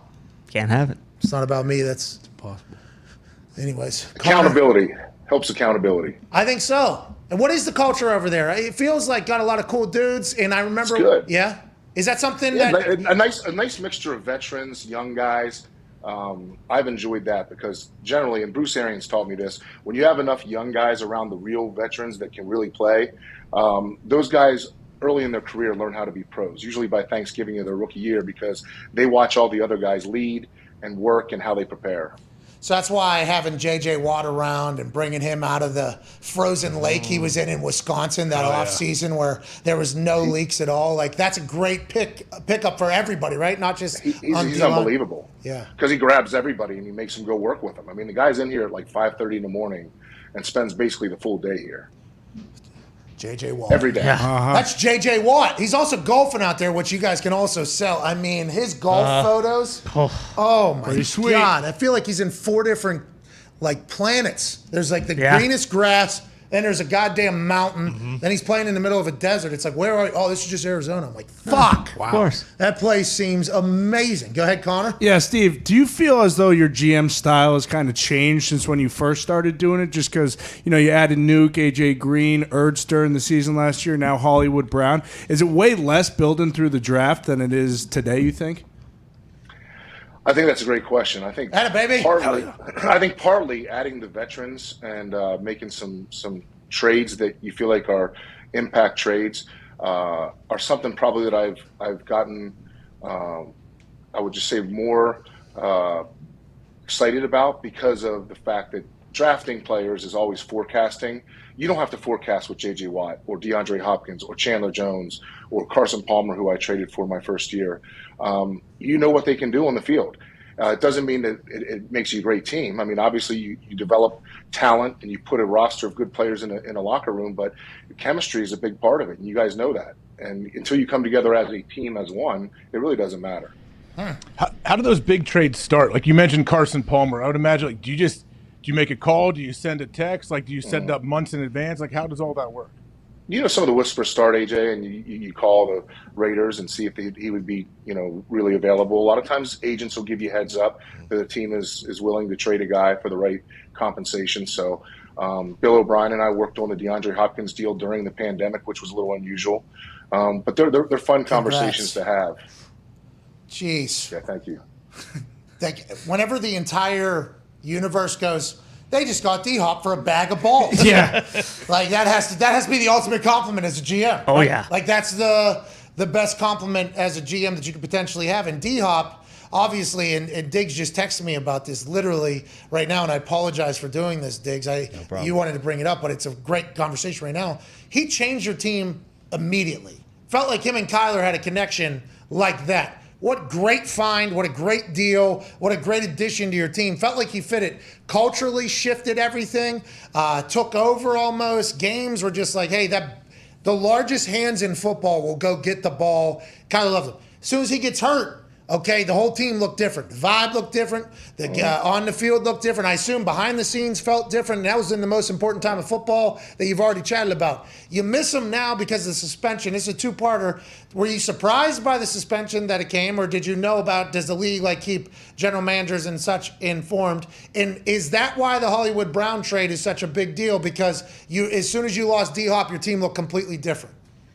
Well, yeah, I think, the process of him getting suspended, that's something that it wasn't effectively done until about a week after the draft. But the Hollywood Brown train, really, at the end of the day, we felt like we wanted another game changer, another guy who can take the top off the defense. And I think the one thing about Hollywood Brown is, again, having that relationship with Kyler. For me, getting a guy under 2 years of controlled costs, because I think his salary is about to be $2 million this year. We exercise his fifth-year option at maybe like $13 million. So you have 2 years of controlled costs, and these receiver salaries are getting out of whack, as you can see. They're getting extremely high, and to be able to get a guy under controlled costs for 2 years is extremely beneficial for us. As you saw, we lost Christian Kirk to the Jaguars, so wanted to find another guy that can be dynamic and play inside and out. Hey, Christian Kirk, why didn't you should have bid. Weren't you thinking about outbidding the Jags there? Yeah. Hey, that started everything. Christian Kirk should feel very good about what he did for the business of wide receivers. Mm-hmm. Yeah. Honestly. Absolutely. That became absolutely. No doubt. That is, but hey, Christian Kirk is a great guy. Like, really one of the best guys around. He is not only from Arizona, which was hard to lose a guy like that's from your hometown, but he is a quality human being. Great player. And the Jags are like, hey, we need you in here to reestablish whatever the hell we're going to do, and that's a good deal. But it did set in motion all the other, Devontae, and then Tyreek, and then now Debo and AJ. I mean, there has been it has happened with the wide receivers. You're going to have to deal with that, huh? You're just going to have to ride the flows of the market. Is at every position, right? Because it feels like salary cap is only going this way, okay? Salary cap's only going this way with maybe Apple getting involved. Yeah. Maybe who knows who else getting involved. There's going to be a lot of money. I feel like every position is going to go. Do you guys just have to ride the market and ride the waves, or how do you set that? I would say this, too. The one thing that's interesting that people probably don't talk about enough is your drafting trends. And I started to think about, when you're drafting players and you're building your board, putting more of an emphasis on those positions that are almost impossible to sign to second contracts. The corners, the left tackles, you know what I mean? Putting more of a emphasis on those spots, just because they are so hard to not only keep, but to pay that kind of money. It feels like the last few years, the wide receivers coming into the NFL have been more NFL ready than they ever have been in the past. 7-on-7s and all the years of content. You think that is going to be a continued trend here? I don't think there's any question. I mean, what was it this year? We were at 23, and we sort of anticipated the board going like it did. I think it was 5 receivers taken before the 23rd pick. It's only going to keep doing that, you think, huh? Yeah, I think so. I do. Because the one thing about it is, and then here's my opinion about this, is there's such a limited amount of talented corners that now all of a sudden you have 3 and 4 wide receiver teams that have explosiveness and talent like I feel like we do. When you get down to your 3rd and 4th corner, it's a complete mismatch. Yeah, you got to have like 6 corners in this, or you got to have 6. Right. Yeah, you got to have 6 members in the secondary that can really lock down, especially in the important games. So that's what you're saying about the draft emphasis on corners and wide receivers and left tackles. It's a transition, isn't it? And as being an old meathead, it feels like the game is wide open. Is it cyclical, or do you think this is going to be the game now with the way the rules are? It's constantly evolving and changing. I would say the rules are good for the athletes because it protects them a little more. Now, the odd thing is being a guy that played in the offensive line, to see a player went through college for 4 years and never once gotten a 3-point stance, that's pretty odd. You get pissed, I bet. You get absolutely furious. It doesn't make me happy. Go ahead, AJ. Steve, when you think back before you drafted Kyler, like how early on did you know, hey, 100% this is the guy? So, obviously making that decision after having a coach for 1 year, a quarterback for 1 year, and taking him in the top 10, it was difficult because, your ego gets in the way and you don't want to admit to a mistake. Yet at the same time, it's those opportunities in life when you have to take some risk. And when has anybody ever become rich not taking risks? You know what I mean? You gotta be able to put them out there to get something going. And I was watching Nick Bosa left and right, and I fell in love with him, and next thing you know, I didn't even want to watch Kyler. And I started watching him against Alabama. In the second half, he launched 165 off his left foot, and it looked like a shortstop throwing somebody out at home, and it just perfect pass, touchdown. And I'm like, oh shit, I got to take this guy. Here we go. I don't know how many humans can do this particular move right here. And then there's always been the flashes of like, oh, this guy is the next guy. This guy is the next guy. I would assume as you guys chat, he has to be like, is he taking massive steps? Does he know that, hey, he can be the fucking guy? Like, I've never chatted with him really more. Do you get a sense that Kyler knows that he can be the fucking guy? Because everybody on earth, I think, believes that right now. He does. And he's a football junkie. That's the one thing about him. He loves watching film of players, and he'll shoot me texts before the draft, or we'll talk about guys that he likes. And it's exciting because, to me, the great ones, the guys who are really bought in, really have that mindset that they want to have other good players around them. They want to build something special. And again, I think he's that kind of guy. Great leadership. I'm excited to see what you guys do with him long term. Last question here, Steve. We can't thank you enough for your time. Go ahead, Tom. Steve, there's been a lot of new GM hires in the last year or two. Do you already know those guys, like building relationships because they've been in the league for a while? And do you have to immediately call them, congratulate them because you may be doing business with them soon? Yes, we generally I do know most of them. There have been a couple of the last few years that have been hired that I wasn't familiar with, but you get to know them pretty quickly at owners' meetings and those sort of things. But it's interesting because it's in this business it's constantly moving parts, and it's like a turnstile for GMs, and it's getting harder and harder because people's expectations are so high that they don't want to hear about rebuild. They don't want to hear it. So you have to make it happen now. And if you don't, you're going to be out of a job. Yeah, it feels like you guys have taken that, run with that, and you're ready to go. Can't wait to watch your team. Thank you for your time. Where are you at? Are you at the league meetings? Are you over there? Are you back in Arizona? No, I got back last night, so I'm in Arizona. Man, you're paradise over there, huh? Cabo tomorrow. Oh, hell yeah. Good for you, man. Ladies and gentlemen, general manager of the Cardinals, Steve Dahn. Thank you. He's got good tan. He's about to get better down there in Cabo. That's where tampering goes on. What's that? Cabo, that's where tampering goes on. Well, yeah, because that's where Stafford ended up with McAfee. Yeah. That's right. Is that a thing, huh? That's probably a thing. Must be. Yeah, good for him. I appreciate him joining us in the middle of all this. Mm-hmm.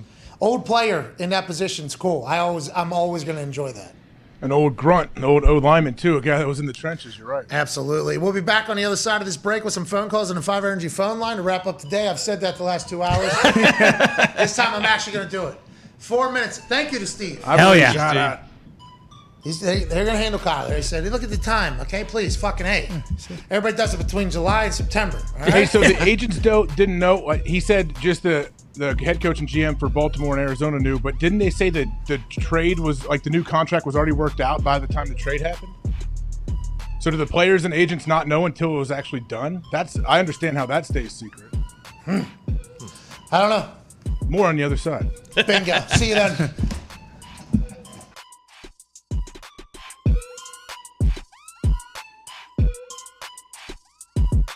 We're appreciative of celebrity fans that come out, but there are just simply some that are like, oh, we're from here, this is what we do, we root for this team. That's not the case here, and that's why I wanted you on here. Nobody wants to play the Blues in the playoffs. We're a heavy team, we're mean, and we're relentless, and that they don't play hockey like that anymore.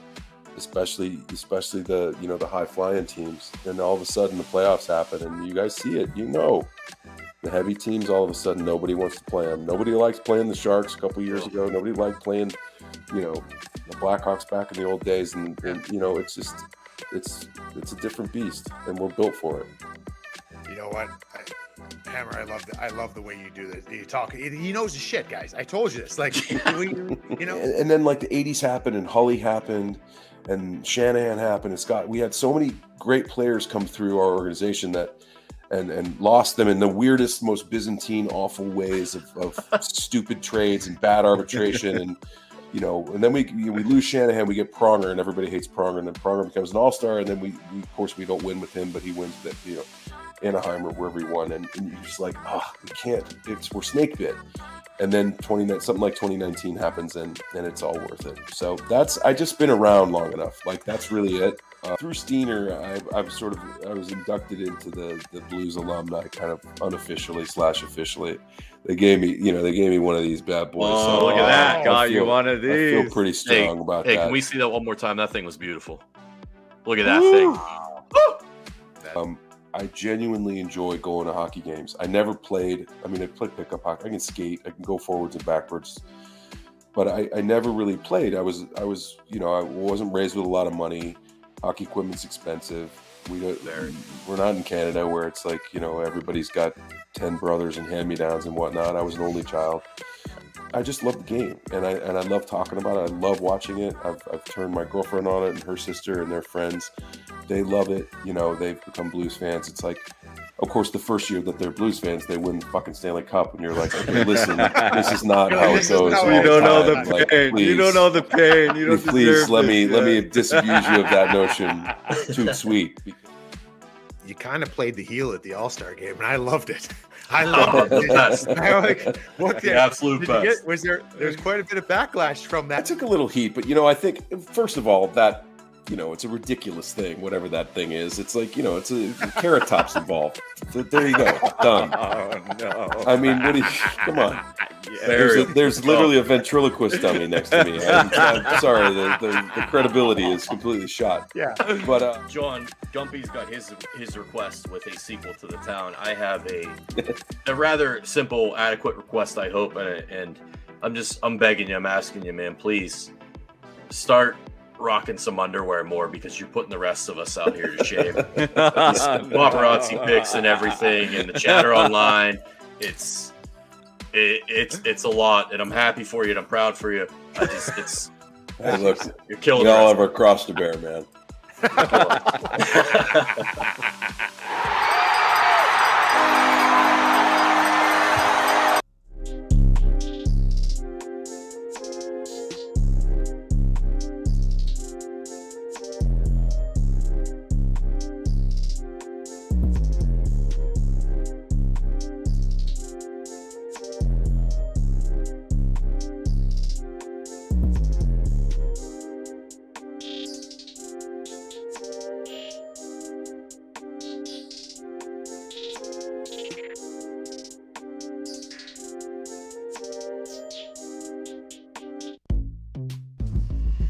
Welcome back to the show. Conflicting reports on our alleged report from Boston Connor moments ago. Somebody in the Heat allegedly has COVID, which is why the shoot-around thing was canceled today, and there are some members of the Miami Heat still in Boston, is the news that was told by source to Boston Connor from area. Yes.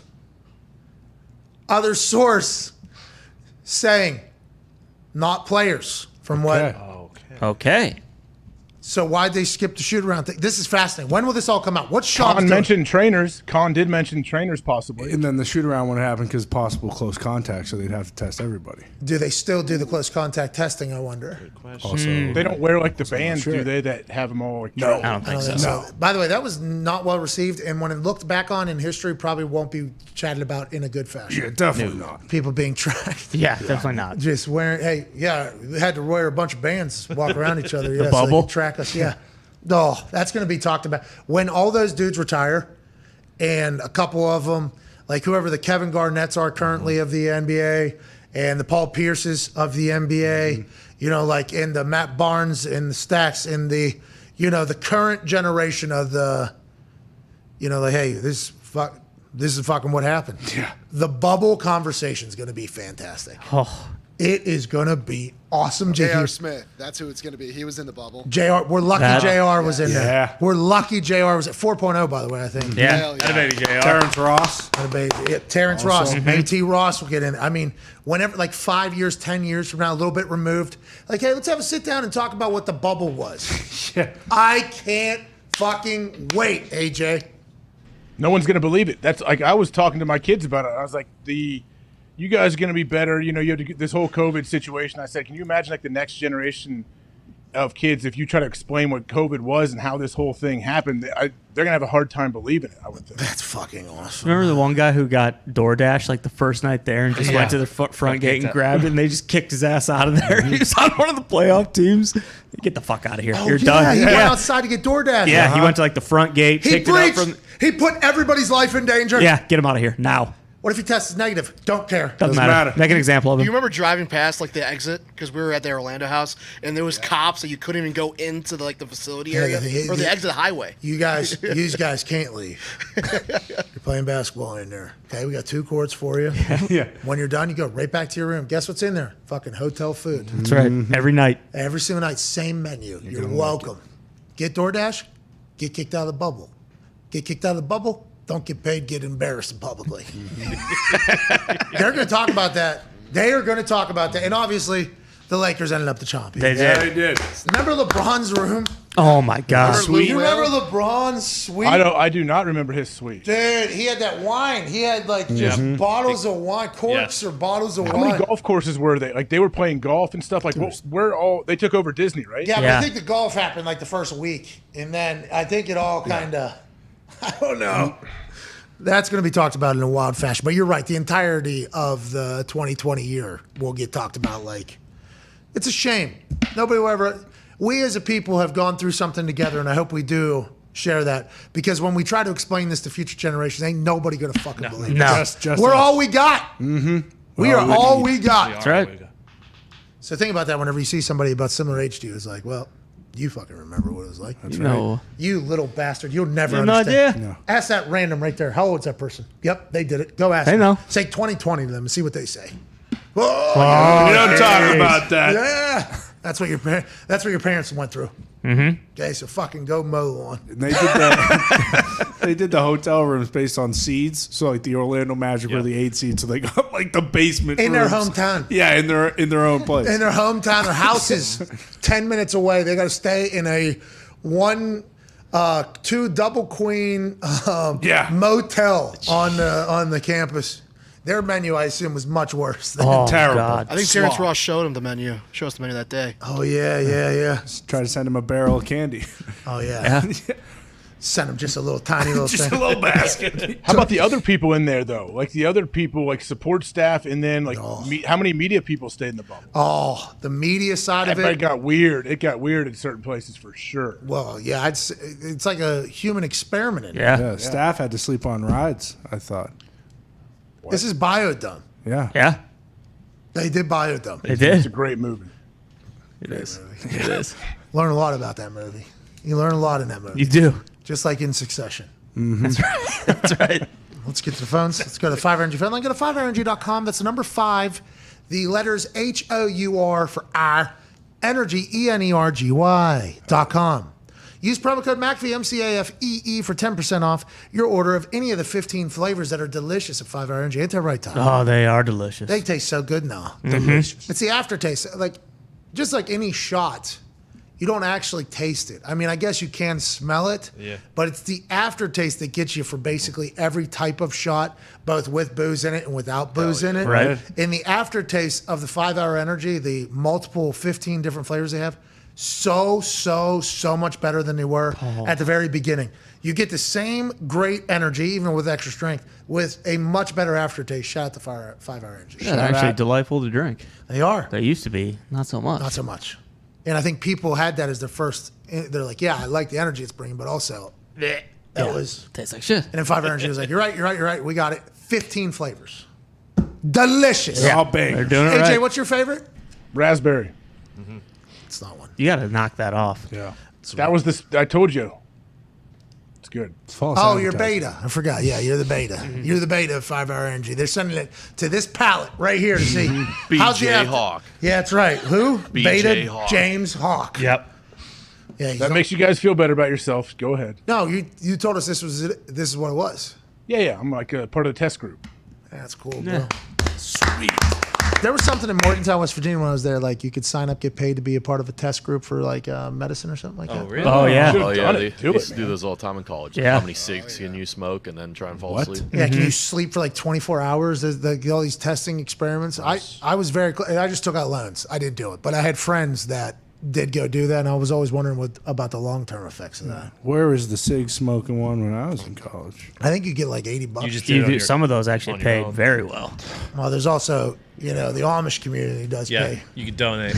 That's a good point. Let's go to the phones. Anything you want. Let's go to the 5 Hour Energy phone lines. What about the Amish? Well, the Amish are also a work for hire type situation for different things. That's right. Seeds. Straight cash. Yeah. Deliver seeds so they don't have an incest cash, issue. homie. I thought AJ was a test group for that too. I don't know. I'm not 100% Wait, sure. deliver seeds of semen to who? To the Amish community so they Yep. don't have any incest and you Who get paid does? straight cash. Who? No, who is doing this? It was a newspaper article, like it was a part of a newspaper that I seen in Morgantown. You can take a test to do this and get this amount of money. You can go visit the Amish community. And my dad happens to know a lot about the Amish community, right? A lot of woodworking, old Tim, got into the wood business and finished business, had to sell and work with the Amish. We're actually pretty big in the Amish community. Hey, how's it going? Shout In your out. shed legally. Shout out. Legal watching, we get cat out there. We're pretty big there. But yeah, due to the lack of more people joining the Amish community throughout the times, they were looking for outside seed for a payment that was pretty good, Studs would come in and impregnate their wives I believe. I'm not 100% sure, but I believe. Feels that way. actively, like they actually did it, or they gave him a cup with a big frothy load. Well, don't know. Was not there. Just saw the thing. Started full conversation. Somebody that I do know did go participate. Came back Hopefully, with. they're not letting these random guys have sex with their wives. Well, I believe it is a. You never know. I don't know, AJ. I don't know. You're gonna have to ask. Whatever them. it takes, man. Whatever it takes. You got to build them barns too. So. That was quite a wild day in my life, though, when I heard that was happening, and then I was introduced to somebody that did do it, and just the full. Think about me, just full conversation there. I was wild times. You can also go garage sailing on a weekend, too. That's right. Make some money there. You can. It's always good money. I do that every day. Let's go to Austin and Cincinnati. Austin, what's going on? The 5 Hour Energy phone line. What do you want to talk about? Hey, man. Quick shout out to my doctor surgeon who pieced her arm back together with a beautiful spring line for the brand T-shirt on. Wow. Yes. All right. Thanks, Doc. But the reason I called is I was on a recruiting trip up to the shoe about 2004. Getting shown around, walk into the weight room. There's Mr. AJ Hawk, none other. Then he had pink pre-wrap around his head, working out, deadlifting in front of the mirror, and singing and dancing to Bye Bye Bye by NSYNC. Here we go. Let's Austin. go. How many people have you told this story to? This is awesome. Where'd you end up going? Smaller school, G2. That was big fish, little pond situation. Well, we appreciate But, your sacrifice for the game. Honestly, Hell we yeah. do. AJ, that's awesome. Look at that. Lifelong memory, 2004. He's calling in 2022 about his visit to the Horseshoe. He's from Ohio, it sounds like. Got a chance to go visit the Ohio State from a smaller school. Here we go. Legend, AJ Hawk in the corner. Bye, bye, bye, bye, bye. Just another play game to my. You may hate me, but it ain't no lie, baby. AJ Hawk. Yeah, I mean, that definitely sounds like me. That was a banger. How many people has he told that story to? I mean, first off, great song. I'm not going to knock the song. I very much enjoy that song, but I told you, like, I'm not a great dancer, so I don't really partake. My favorite, somebody will tell me a story that they've been telling for a long time, you know? Mm-hmm. And, Why would a recruit be in the weight room, by the way? Why would they bring recruits through the weight room Facility. like that? To see it. What's that? To see it. What are you talking about? To see it. Did Ohio State offer him? Do you know? Doesn't sound like it. Did you hear this? You hear this guy? Oh, so you're telling me a guy that didn't get offered scholarships a lot in the weight room when I'm in there working out, fucking All-American, national champion, about to be top 5 what pick? threw it off was the pre-wrap, like the pink pre-wrap. I never put pre-wrap in my head, even when I had long hair, let alone they didn't have pink pre-wrap. Must have been Bobby Carpenter. probably Bob. Yeah. Scarlet. I mean, we listened to a lot of James Blunt. That's what we listened to in the weight room back then. Oh. I don't know who that is. So Slow. You wouldn't like it. You're beautiful. Yes. He's got a lot of hits. In the water, fucking high. Man, your weight there you go, room, Con. your weight room was much Because we different than didn't the need weight it room because that we're I was in. intrinsically motivated. I don't need someone on the outside yelling at me. Who's motivated. Yeah. I don't know. We worked out with Jeezy every day. That's what we did. Yeah.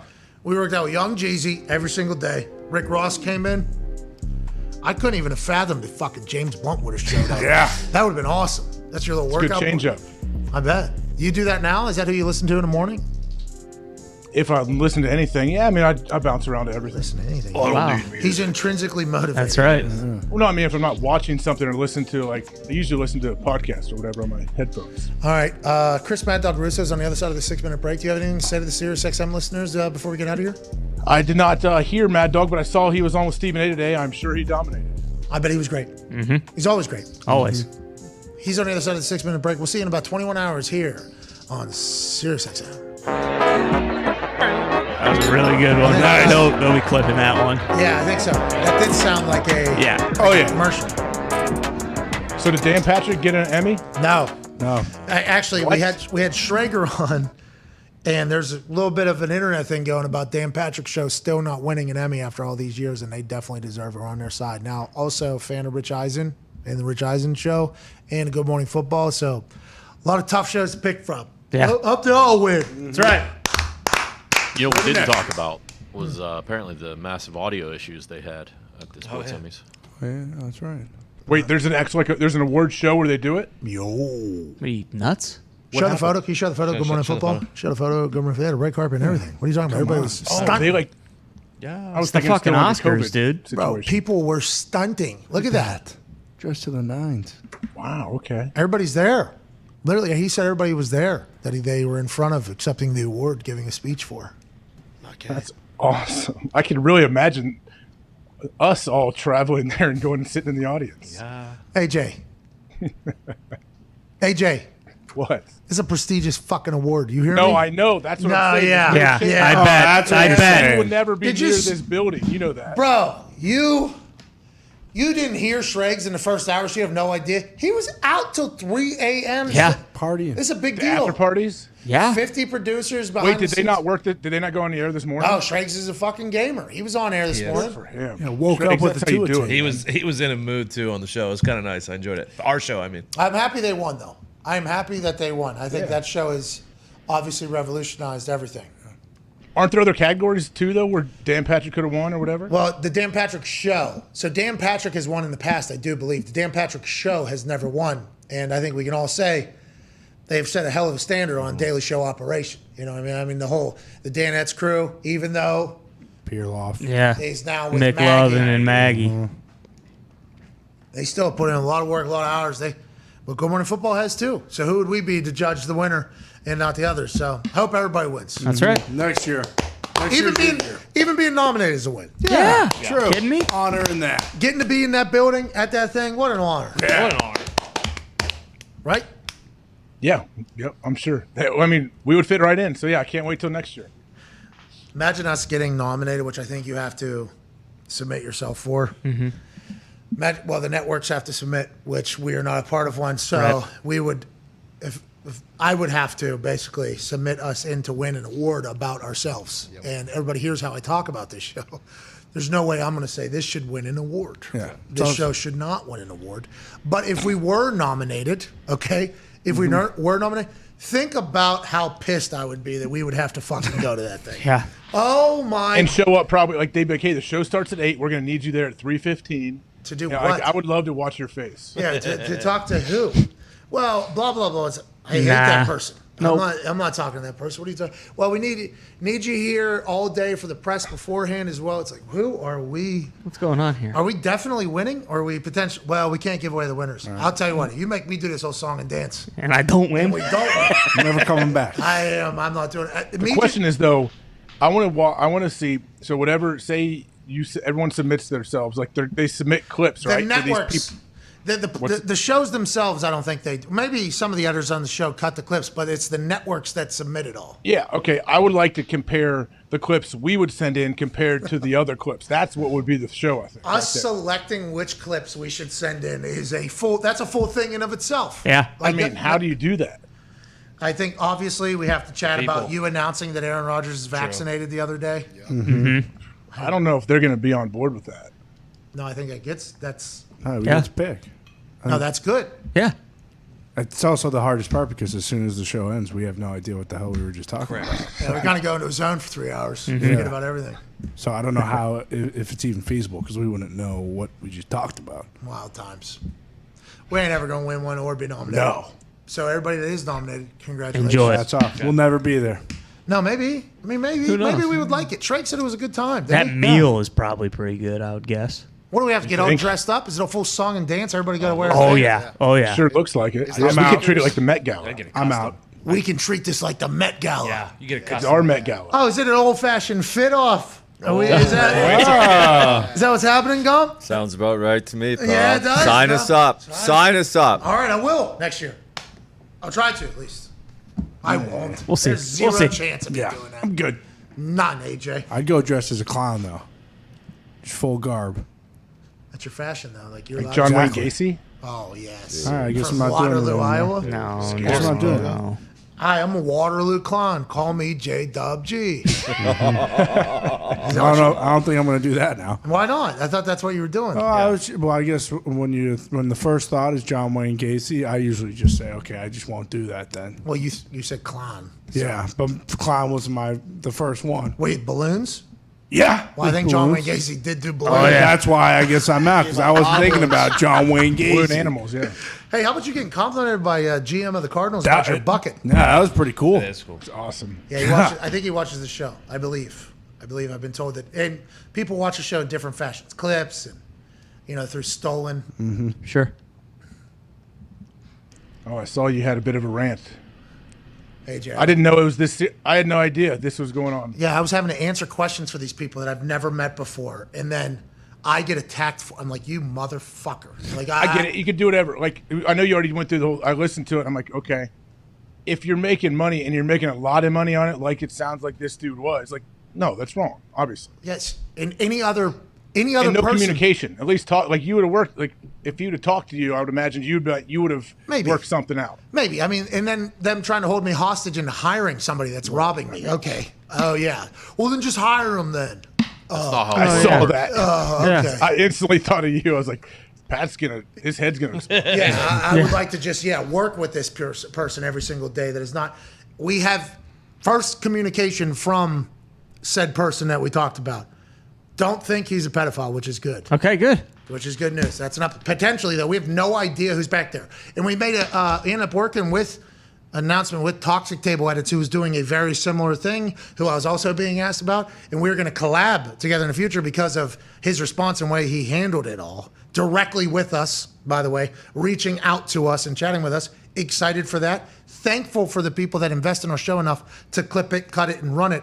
But if you're just going to deliberately fuck us, I mean, like, I can't have it. I just can't. No. And never even talk to us. Like, I can't have, I just can't do it. So he was he was clipping parts of the show and just like uploading a bunch of clips on his YouTube page? Yes, monetizing just straight them. up, nothing else though. He's not doing anything else with it. Monetizing them. So yeah, he's not talking over them. He's not remixing. He's not creating his own content. He's just ripping the clip, putting it up on his page, basically making it look like it's coming from our page. So now this was associated. I was getting asked questions about this. Who is this? Because we're going to dig into their background as well, or whatever. We need these people's information with this. And I'm like, I don't know who the fuck this is. And they're like, well, it's basically your videos and them are pretty much, we thought they were part of your company or whatever. I'm like, here we go. Here we go. Here we go. And it wasn't like just one person. It was like a couple different places. I'm like, I fucking hate these people. But Talks Table Edits reached out, had a full conversation, understand. I believe have been contacted by Antslant for the first time, sent us a message. I will talk to him as well. I think he's a young kid, 19, 20 years old. Admits ignorance, says he didn't know what he was doing. He didn't know he was deliberately fucking us over and, doing that whole thing. So I assume this will end well. I hope. I'll reach out to him, give him a hello. He's not working for us, but I do believe we'll probably end up being friends. But I just got to the point yesterday where I was like, with what happened, obviously in Texas, I couldn't even imagine, by the way, your thoughts with kids in school and everything like that. Like, that has to be the realest conversation you could have. But when something like that happens, people probably don't think this, but I'm a super deep thinking person on why, where, everything like that. And sometimes, when something happens to that magnitude, it's hard not to just put life into perspective real quick. Our entire existence and being on this rock that is floating through space, it's like, holy shit, that could have been, how is this? What is the amount of time that I devote to this, is terrible. It's not what you should, it's not. To what? What do you mean? Well, it's probably not healthy for me. It's not You mean to this whole, what you've built, what you're doing, or you mean just the business? Just going back at people? No, the business. The business as a whole. It's my entire life, So then I start thinking about I haven't been the best husband to Sam for this. I've sacrificed many friendships in many events that people live elsewhere that I cannot go to because I'm working. And if I'm not working, I'm trying to rest for my next work because we're able to do something that is so incredibly cool that nobody else has done. And we got families being built in the office and studios. So the more and more it's like, let's keep this thing going. And then all of a sudden I'm starting to get attacked by people that are fans of a guy that was stealing from me. And I'm like, okay, it's fucking, all right, perspective. Fuck this guy. Okay? That is literally what happened in that entire thing. Maybe not the best way to handle it, but also stop preying on my kindness. These are the people that sit outside the plane that fucking have 200 things for me to sign, not because they're fans and they want to put it up in there. It's because they want to sell it for $4 on the fucking internet. And those people, fuck them. Fuck those people. If a fan, though, wants my autograph and they see me, I'm going to sign it for you. Don't pay $500, $800, whatever these motherfuckers are charging. I hate those people as well. So I lumped them into that. They ended up being lumped into that department. And I'll tell you what, in my brain, that's tough. Yeah, you're not it's coming tough back. to get out of because I just, I don't like that group of humans much. Yeah, I can see. I mean, the fact that whatever the guy's doing, putting clips up, I could see it being very innocent at first. Like, oh, he's a fan, he puts these up. But then when he starts making real money, he'd have to, no matter how young he is, he has the skill to at least clip it and do all this. At some point, either he or someone around him's got to be like, hey, is that legal? Are you allowed to do that? And should you maybe reach out to them and say, hey, I'm making a lot of I thought YouTube might. I thought YouTube shut some of that down. So it's up to the creator to shut people down? So these big companies who they should just steal from, and they're obviously... They were both doing us a massive favor, is what I was being told last night. These people were doing me a massive favor, and I'm very thankful that they're, invested in our shit so much. They watched, they clipped, they put together good videos. They posted out there thank you so much. It's free advertising, you fraud. It's not free, okay? It's not free. Nope. They're stealing our everything, basically, that we've worked our dicks off for and putting it up there and making money off it. And they haven't even reached out. At least a hello. Hey, I'm making more money than anybody around me probably off of your shit. Is there any way we can go to business together?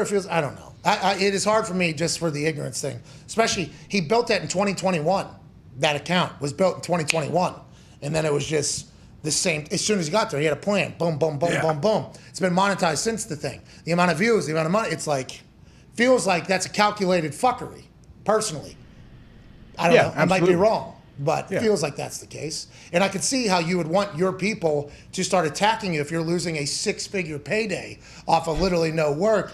But on a follow-up, fuck those people that are attacking me and fuck you. Yeah. You know, like that's tough for me to do. Bill, he has reached out to Bill, though, today. So maybe bygones will be bygones and we'll be able to settle this at some point. But also, I don't care. Like, I'm taking a stand. You're not a moron if you're that age and you're making that kind of money. Like, something's going on. You know what I mean? Like, not everyone at 19 is fucking, usually you're like a freshman in college. He's obviously an incredible content creator. He's good at, by the way, he's great at the back end of Google and YouTube, but obviously because everything, it's showing up in our shit, in our suggested stuff, just start making your own videos. Just start doing your own thing. We once at one point, he had more views in his first couple months than we ever had in like the first 2-3 years. We were going, just go ahead and do your own thing, man. Or do it for another show. Steal their shit. See what they do. Like, thank you so much for what you did for us. Tweeting me, telling me that, people were coming to our show because of his clips. It's like, okay. All right. I appreciate that. Thank you. We don't like being marketed. Okay. Our show stinks. We should not be forced in front of anybody. Okay. But fuck off. So tell them you don't market the show. So ever. Yeah. I was talking about this earlier. Like, everything I do is literally in hopes to grow the show. But I never tell anybody that I'm doing things for to pump the show. I just feel like osmosis, the right people that need to get here will get here. Like, if I wanted to, I'd be like, hey, Michael Cole, please say every single time you introduce me, the Pat McAfee Show, noon to 3, youtube.com/the Pat McAfee Show. Yep. I could do that. People do that. You hear people get plugged like that. I do interviews very rarely. What do you want us to plug? Nothing. Fucking don't plug anything. The people that want to find the show will find the show, I think, throughout that entire thing. So telling me that it's free advertising and free marketing, it's like, I hate that. I understand that people would like that. I do not like that. Like, and you're fucking it. I'm getting back into it. I don't even know why I'm even thinking about talking to this guy. You don't need to talk. You don't have to talk to him. No, I'm done with him. I will stop burying him. him, though. No, Bill.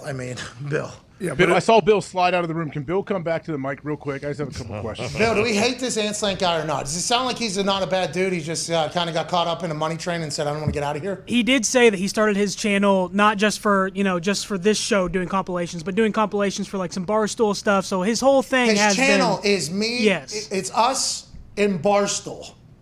Okay, which... By the way, pretty popular stuff. Very lucky to be popular. Has he got Rogan on there too? Well, that's what I'm saying. And no, because Rogan would fucking pound. Mm-hmm. You know what I mean? I'm surprised. Barstool's YouTube presence is growing and growing and growing. It wasn't a thing because they were originally going to do their own platform, I think. Then they got into YouTube. That'll continue to go. But I understand that you're doing a great job of screen recording stuff. But you are clearly just profiting off of other people's shit. And once again, it's an honor that you think that would be successful for you. And on the flip side, fuck off. Yeah. If he wasn't, he would have an argument if he never monetized any of it. Bingo. Which is what I said the entire time. But I think he was trying to tell his people, I was just posting, clipping, trying to grow it. I didn't know. It's like, trying to get it to grow so you make more money off of it. Absolutely. That's what he's doing. Yeah. Trying to fuck us over more and more. And like you said earlier, we've dealt with a lot of companies that automatically claim this stuff. And like you have said before, I have no problem with people that are doing this. Thankful people are doing this. Lucky to be a part of it, I've said. Hey, I am this is part of the internet. This is cool that people feel as if they should share it. But once you start fucking treating it like it's a full-time job, okay, now there has to be a conversation. There has to be some sort of you can't do that. Or, okay, I guess we'll make you some sort of satellite producer that we can, this can be legitimized as opposed to just taking money directly. Just hire the guy. Come on, man. Just hire him, Pat. Taking money directly out of the binky of Ty's unborn baby. Hope you're happy. Can't do that. Can't do it. Hope you're happy about it. We make enough money. We're grossly overpaid. Can't Still white trash kid though. And if It's not about that though. Obviously, Yeah. it's not about that. It's stealing. Yeah, you're stealing. It's simple. And that's why whenever I said, is he potentially whatever? Maybe he's okay. And if he's with only just 19 stealing. though, too, young kids understand stealing like IP and stealing digital stuff way more than older people. I think so too. Yeah, I think so. Like they understand. Like you try to explain this to an old guy, like they wouldn't understand stealing. Listen, like the a 70-year-old. The more and more we're talking about it, like the more I'm getting angry. Like the more I'm like, I know. yeah, why are you doing this? Yeah. We were getting past it. We will get past it. Okay? Anslant's going to do great things. He's a hustler. Obviously, he's a hustler. He's going to go on to do it. But he ain't fucking us anymore. I'll tell you that. That ain't happening. All right? Steal from the billionaires. Go steal from them, dude. You know? They won't let you, though. As soon as you put it up, boom, boom, done. Every single network in history, every single music thing in history. There's a reason, you know. How much do they pay for that service? What's that? To take them out? To take things down instantly, like Bro, that Fox, quick. Fox has a bot that took us down when they took shit from our show, put it on their show, put their show on YouTube. We got taken down for our show being on their show. Jeez. Yeah, it's awesome. It's great. It's great. Now we got to deal with people stealing our show and getting taken down from our show being on other shows. It's like, I'm sick of this shit. No, not today. I am sick of this shit. I can't do it anymore. Can't do it, AJ. I'm not investing my whole life into this. I'm investing into talking sports, enjoying sport, making it a celebration, not a whatever this has become, an angry session. Okay, that's what sports are, AJ. But this ain't sport. This is conning. It's fucking life. Yeah, this is, isn't it? Mm-hmm. Not really. On a side note, Goomp looks great today. He does. He just got his hair did. You know. Thank you, AJ. Last cut. That lineup, Goomp, that high lineup on your cheek. Last cut in America. Thank you. Oh, no. Got to try and look as good as possible Are you these next sure? few days, AJ. Yeah, he's got to get back by next week. You need to look as American as you can, Goop. Wow. I mean, I don't know what that means, but nobody knows what the fuck's going on. I got an email last night. I'm more confused than ever. This guy's in a blender. He sent the email to me. I was also in a blender. Who was the exact opposite of what we were fucking told last week? Dude, it's just, it feels like these lawyers, I don't know. They like to gossip with each other. These things. I don't understand. What do you mean? Right. One lawyer has obviously just bobbled the entire thing this entire time. Have they admitted it? No. Nor will they ever. What are you talking about? No. But we've paid them mightily. Not as much as Antslant was making off our shit, but we have paid them. We have paid them pretty mightily, okay? They send us an update on what was supposed to happen. Something got lost in their files for 2 months, so there was a deadline that was missed by them. But this needed to be done like 2 months ago. Well, you didn't send it. You literally did. And there's a whole trail of the emails of when they were sent, dates, deadlines, everything like that. So they completely fucked this up, completely. And I should just say their name, you know, but I'm not going to do that. I'm not going to do that. Good vibes. I want to be, because who knows whose fault this was. Maybe they have a lot of situations going on and they just fucked up. Whatever the case, they have screwed our guy here. So then we go to a new, we're like, hey, we feel like we're in the middle of this. We got to do this. What do you think we should do? You might at this point, the deadline, when's the deadline? Like next week. They're saying like it's next week. They're like, maybe go back, restart the process or whatever. It's like, well, that's from the beginning. Is this going to be a whole thing yet? No, it'll be much more efficient this time. Then last night an email comes and goes, we don't know. Stand pat. We don't know From what you which should do. group? The new one. The new one said maybe finish what you started with the old one good and see ones. what happens. Which, by the way, deadline coming very soon. Yeah. So we are sticking with the old ones. But there's a very good chance that nothing's going to happen. That deadline's going to come. And now Gumpy's what? A fugitive on the run? Like, what the fuck, dude? Love that. I don't. I mean, Makes no I sense. don't love that at all. Tony, you fuck. Yeah, I don't like that at all. What's that all about? Gumpy's been a champion gambler for us. Yeah. He's been a champion worker for us. If he becomes an international fugitive too, and you get fucking Interpol on his ass, That'd you be get awesome. some agents from Berlin over here to take him out. So I think next Wednesday is by the time he has to be home, if this thing doesn't work or whatever. And by work, I mean, I think they just have to file it with a brain, I think. So there's a chance that he won't have to leave by Wednesday. Yes, there is good. a chance. Good. If history tells us anything about this particular set of lawyers. Yeah. But you're telling me there's a chance. The biggest There concern, is a chance. the There's- concern is if you saw the file that was sent in the application for the visa, you would know that there is no hope that this thing goes through. It's almost like they botched it on purpose. Yeah.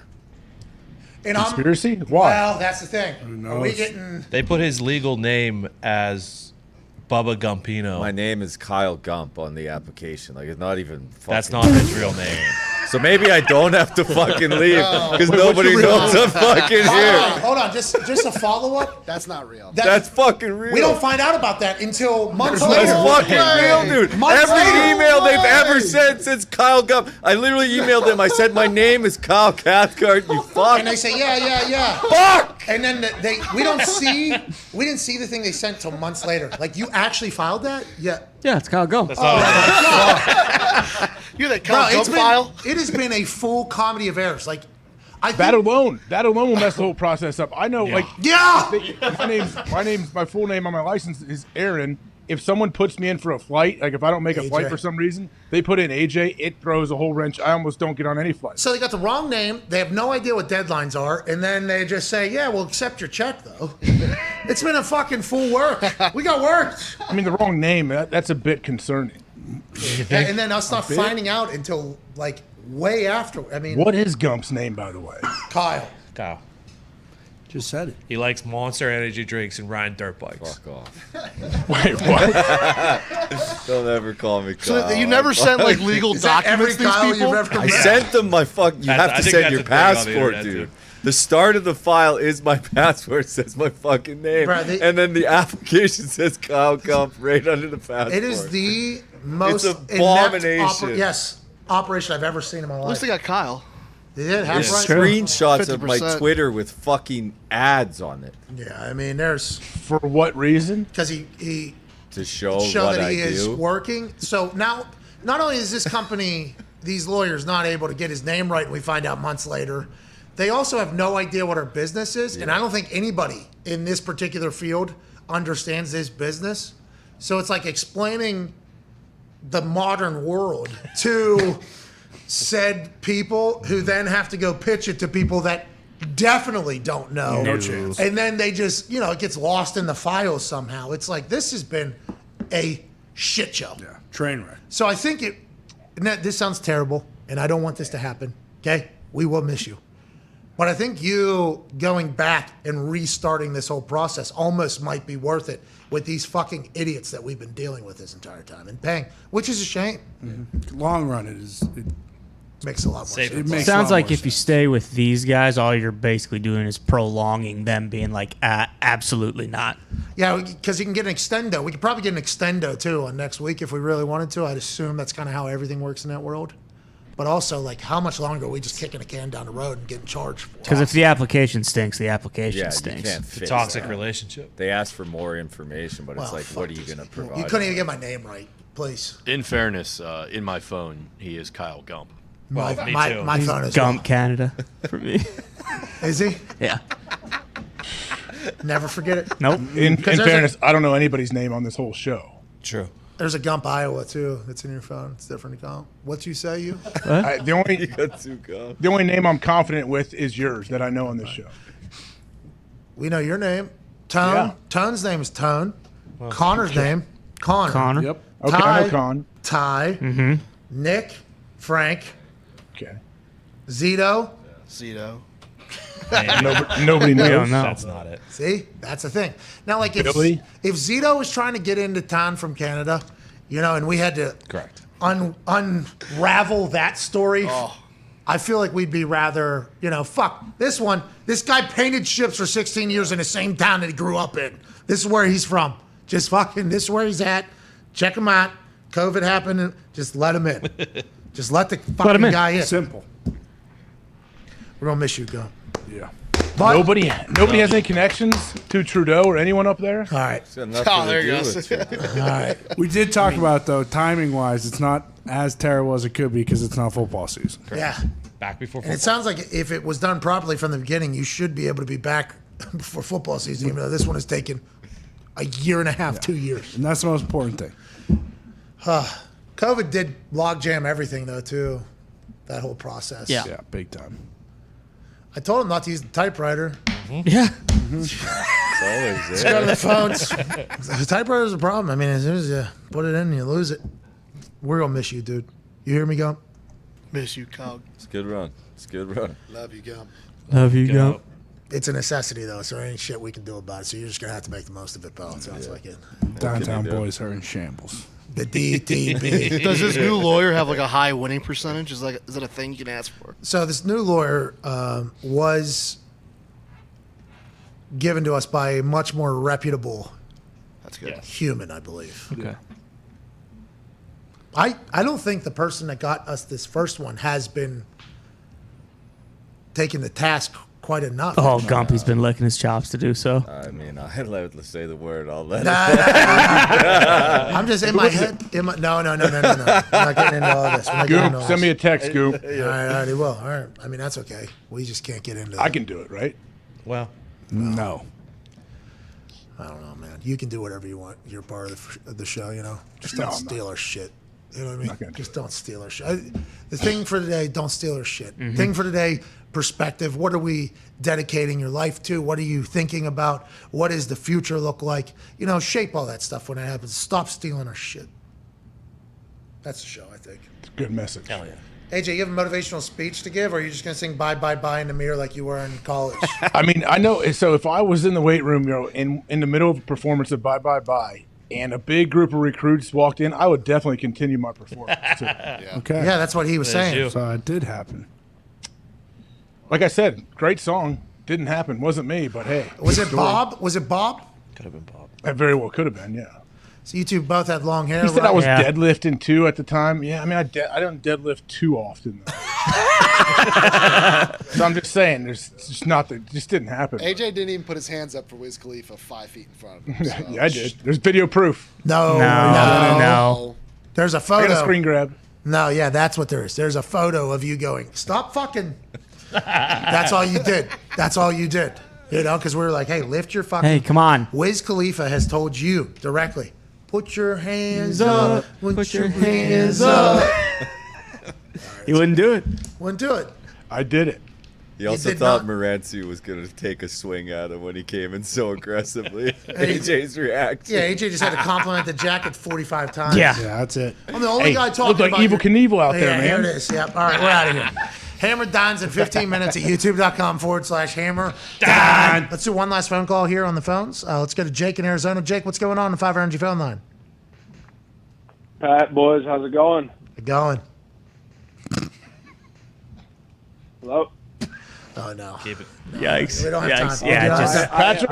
Jake, great to see you. Jake, Jake, great to see you, man. Great to hear from you over there in Arizona. We were singing the state's praises just a little bit ago. I hope you heard that. Steve Kime was awesome. I don't know if you're a Cardinals fan. Feels like everybody that calls into this show is from a place and they're not a fan of the team that they're a part of.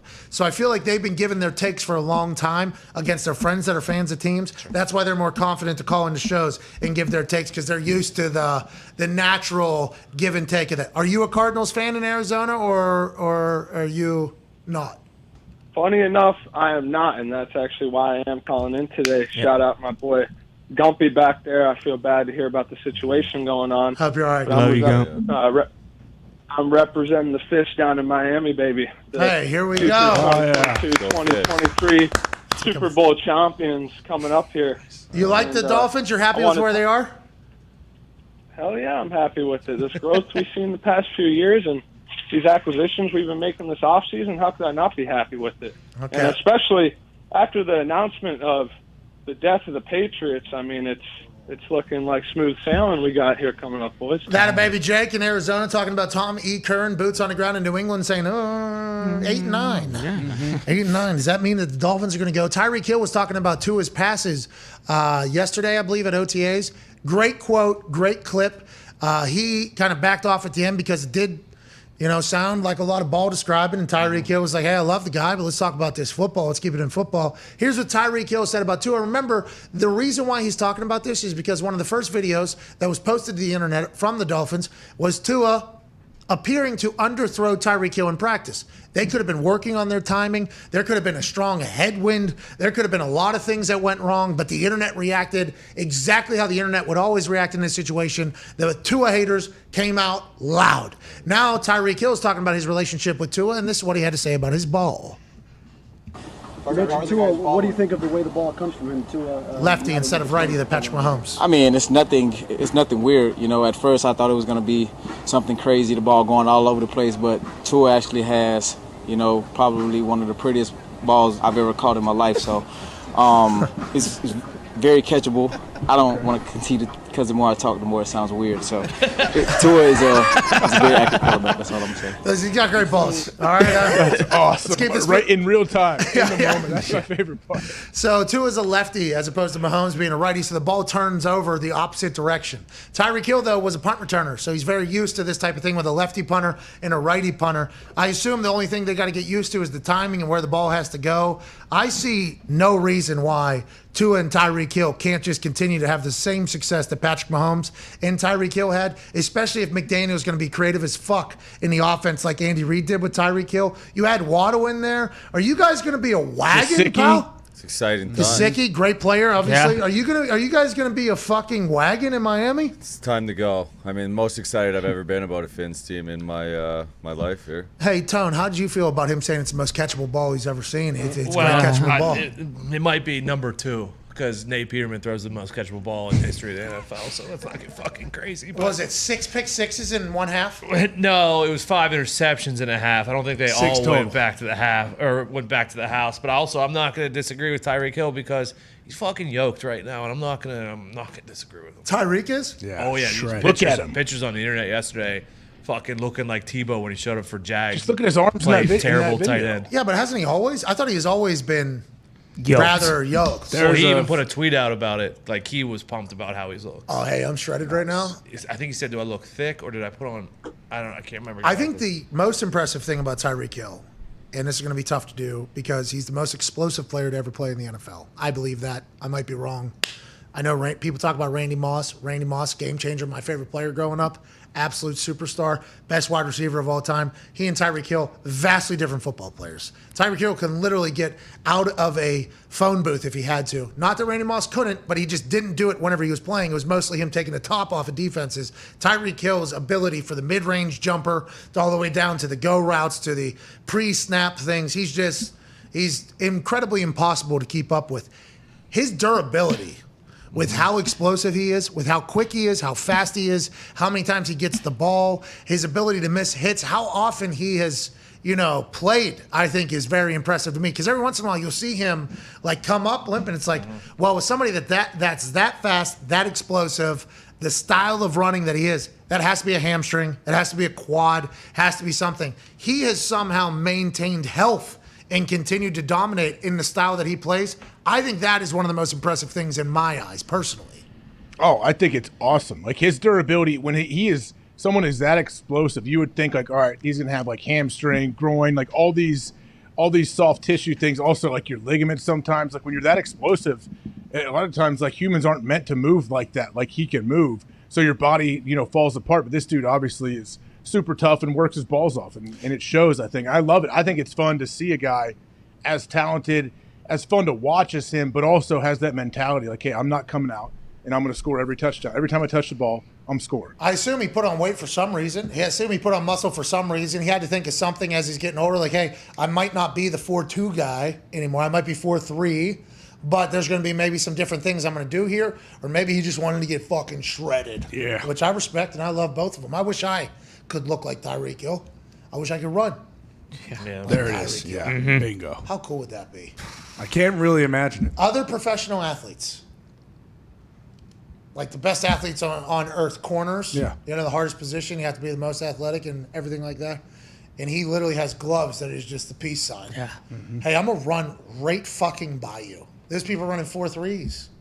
He's just, see you later. What a life that had to be. Think about growing up, especially in the world that we understand football is, always races. Yeah. The person that's the fastest team, by the way, immediately popular, immediately the most pressure on as well, because at any given moment could get tried. He's won them all throughout his entire career in both Little League, Pop Warner, junior high, high school, college, the NFL. Anybody can fucking get it. He has to love practice, love conditioning situations. Just an absolute stud. Good for Miami, man. I'm fucking happy for you guys. I mean, Leckler, who kicked balls to the fastest people on the planet for 20 years, said, no, this guy, though, is much different. Have you Hey, Pat. Hey, have you punted the fucking Chiefs yet? You guys played the Chiefs yet? No, that fucking guy's different back there now. Listen, you take the snap, you turn right to the sideline, and you punt that ball into the fucking stands, Pat. You hear me? That guy's different. That guy, I punt the ball, maybe one of my best balls of the year, right on the ticks over there on the sideline. By the time I jogged 5 yards down the field, that motherfucker was on the other sideline coming the other way. Fuck that guy, man. Kick the ball directly out of bounds with him. He's different. That was when I think, the eye-opener, like, oh, everybody respects this guy's. Everybody. He's still been able to do it. Nothing but respect for his ability on the field, AJ. Well, they talk about people that are sudden. Like, he is so sudden, but he also has that straight line speed. The thing about him, yeah, he runs by dudes, but he could be running full speed. It feels like absolutely come to a complete stop. Let guys run by him, and then he's like playing games with them, and then he restarts again, and he's at full speed within a half a step. I feel. Well, and then he just runs out of bounds, and then he like throws the ball to the ref while looking at the people, and then he's just jogging. Never gets tired. It looks like. Hey, he jogs all the way back to the huddle. He listens for like 3 seconds, and then he jogs, and then he's in motion. Then he does it again. Then he stops, and he just like and he's just jogging by him. It's miraculous, the athlete that he is. Yeah, that's why I don't know if even like the deep ball stuff really matters with Tua. Like if you get him in mismatches anywhere, like he's the kind of guy who anytime he catches like a slant, he could go score right away. Which is what Tua is. Yeah, the RPO. Right? Isn't that like Tua's thing? And Yeah, Waddle get the ball to your playmakers in space. Like that's what McDaniel wants to do. Shout out to Waddle, dude. Fucking Waddle's a player. He's a stud. You guys on primetime games? How many primetime games for Miami? No Monday nighters. I think a Sunday and a Thursday. Oh, that's No Tyreek respect. Hill 2 times? Yeah, we even had a Monday nighter last year. It was kind of odd. Bro, Tyreek Hill only 2 times? Yeah. That doesn't What's sound. that about? Maybe they'll get flexed later on. Oh, they'll get flexed. Just 2 primetime games. Ain't nobody gonna watch a fucking Dolphins game national. No. Like nobody's like going on to Sunday Ticket like, oh, give me the fucking Dolphins game. The Bills and the Pats both have 5. 5? Oh. What if the Pats are not good? Then we'll What if they get flexed flexed out of a game? Yeah, then we'll get Are you saying that because Tommy Curran? That's the only reason I'm even asking that. I have faith in Bill. Straight shooter. And that was awesome. That's the thing about the Dolphins is like I definitely do think they're good, but like for the next 5 to 7 years, the Super Bowl favorite and the MVP favorite are the other team, the Bills. Like you're not really looking to Miami because of how good Buffalo is. 2 prime. I'm like bummed that Tyreek Hill only gets 2 primetime games.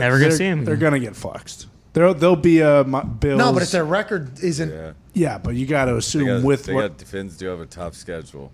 Everyone. Yeah, AFC East is playing the AFC North and the NFC North. Bro, I love watching that guy play football. I know. Let's go. Let's get flexed, huh? Come on. Monday or Sunday. Yeah. Any day of the week. Monday or Sunday.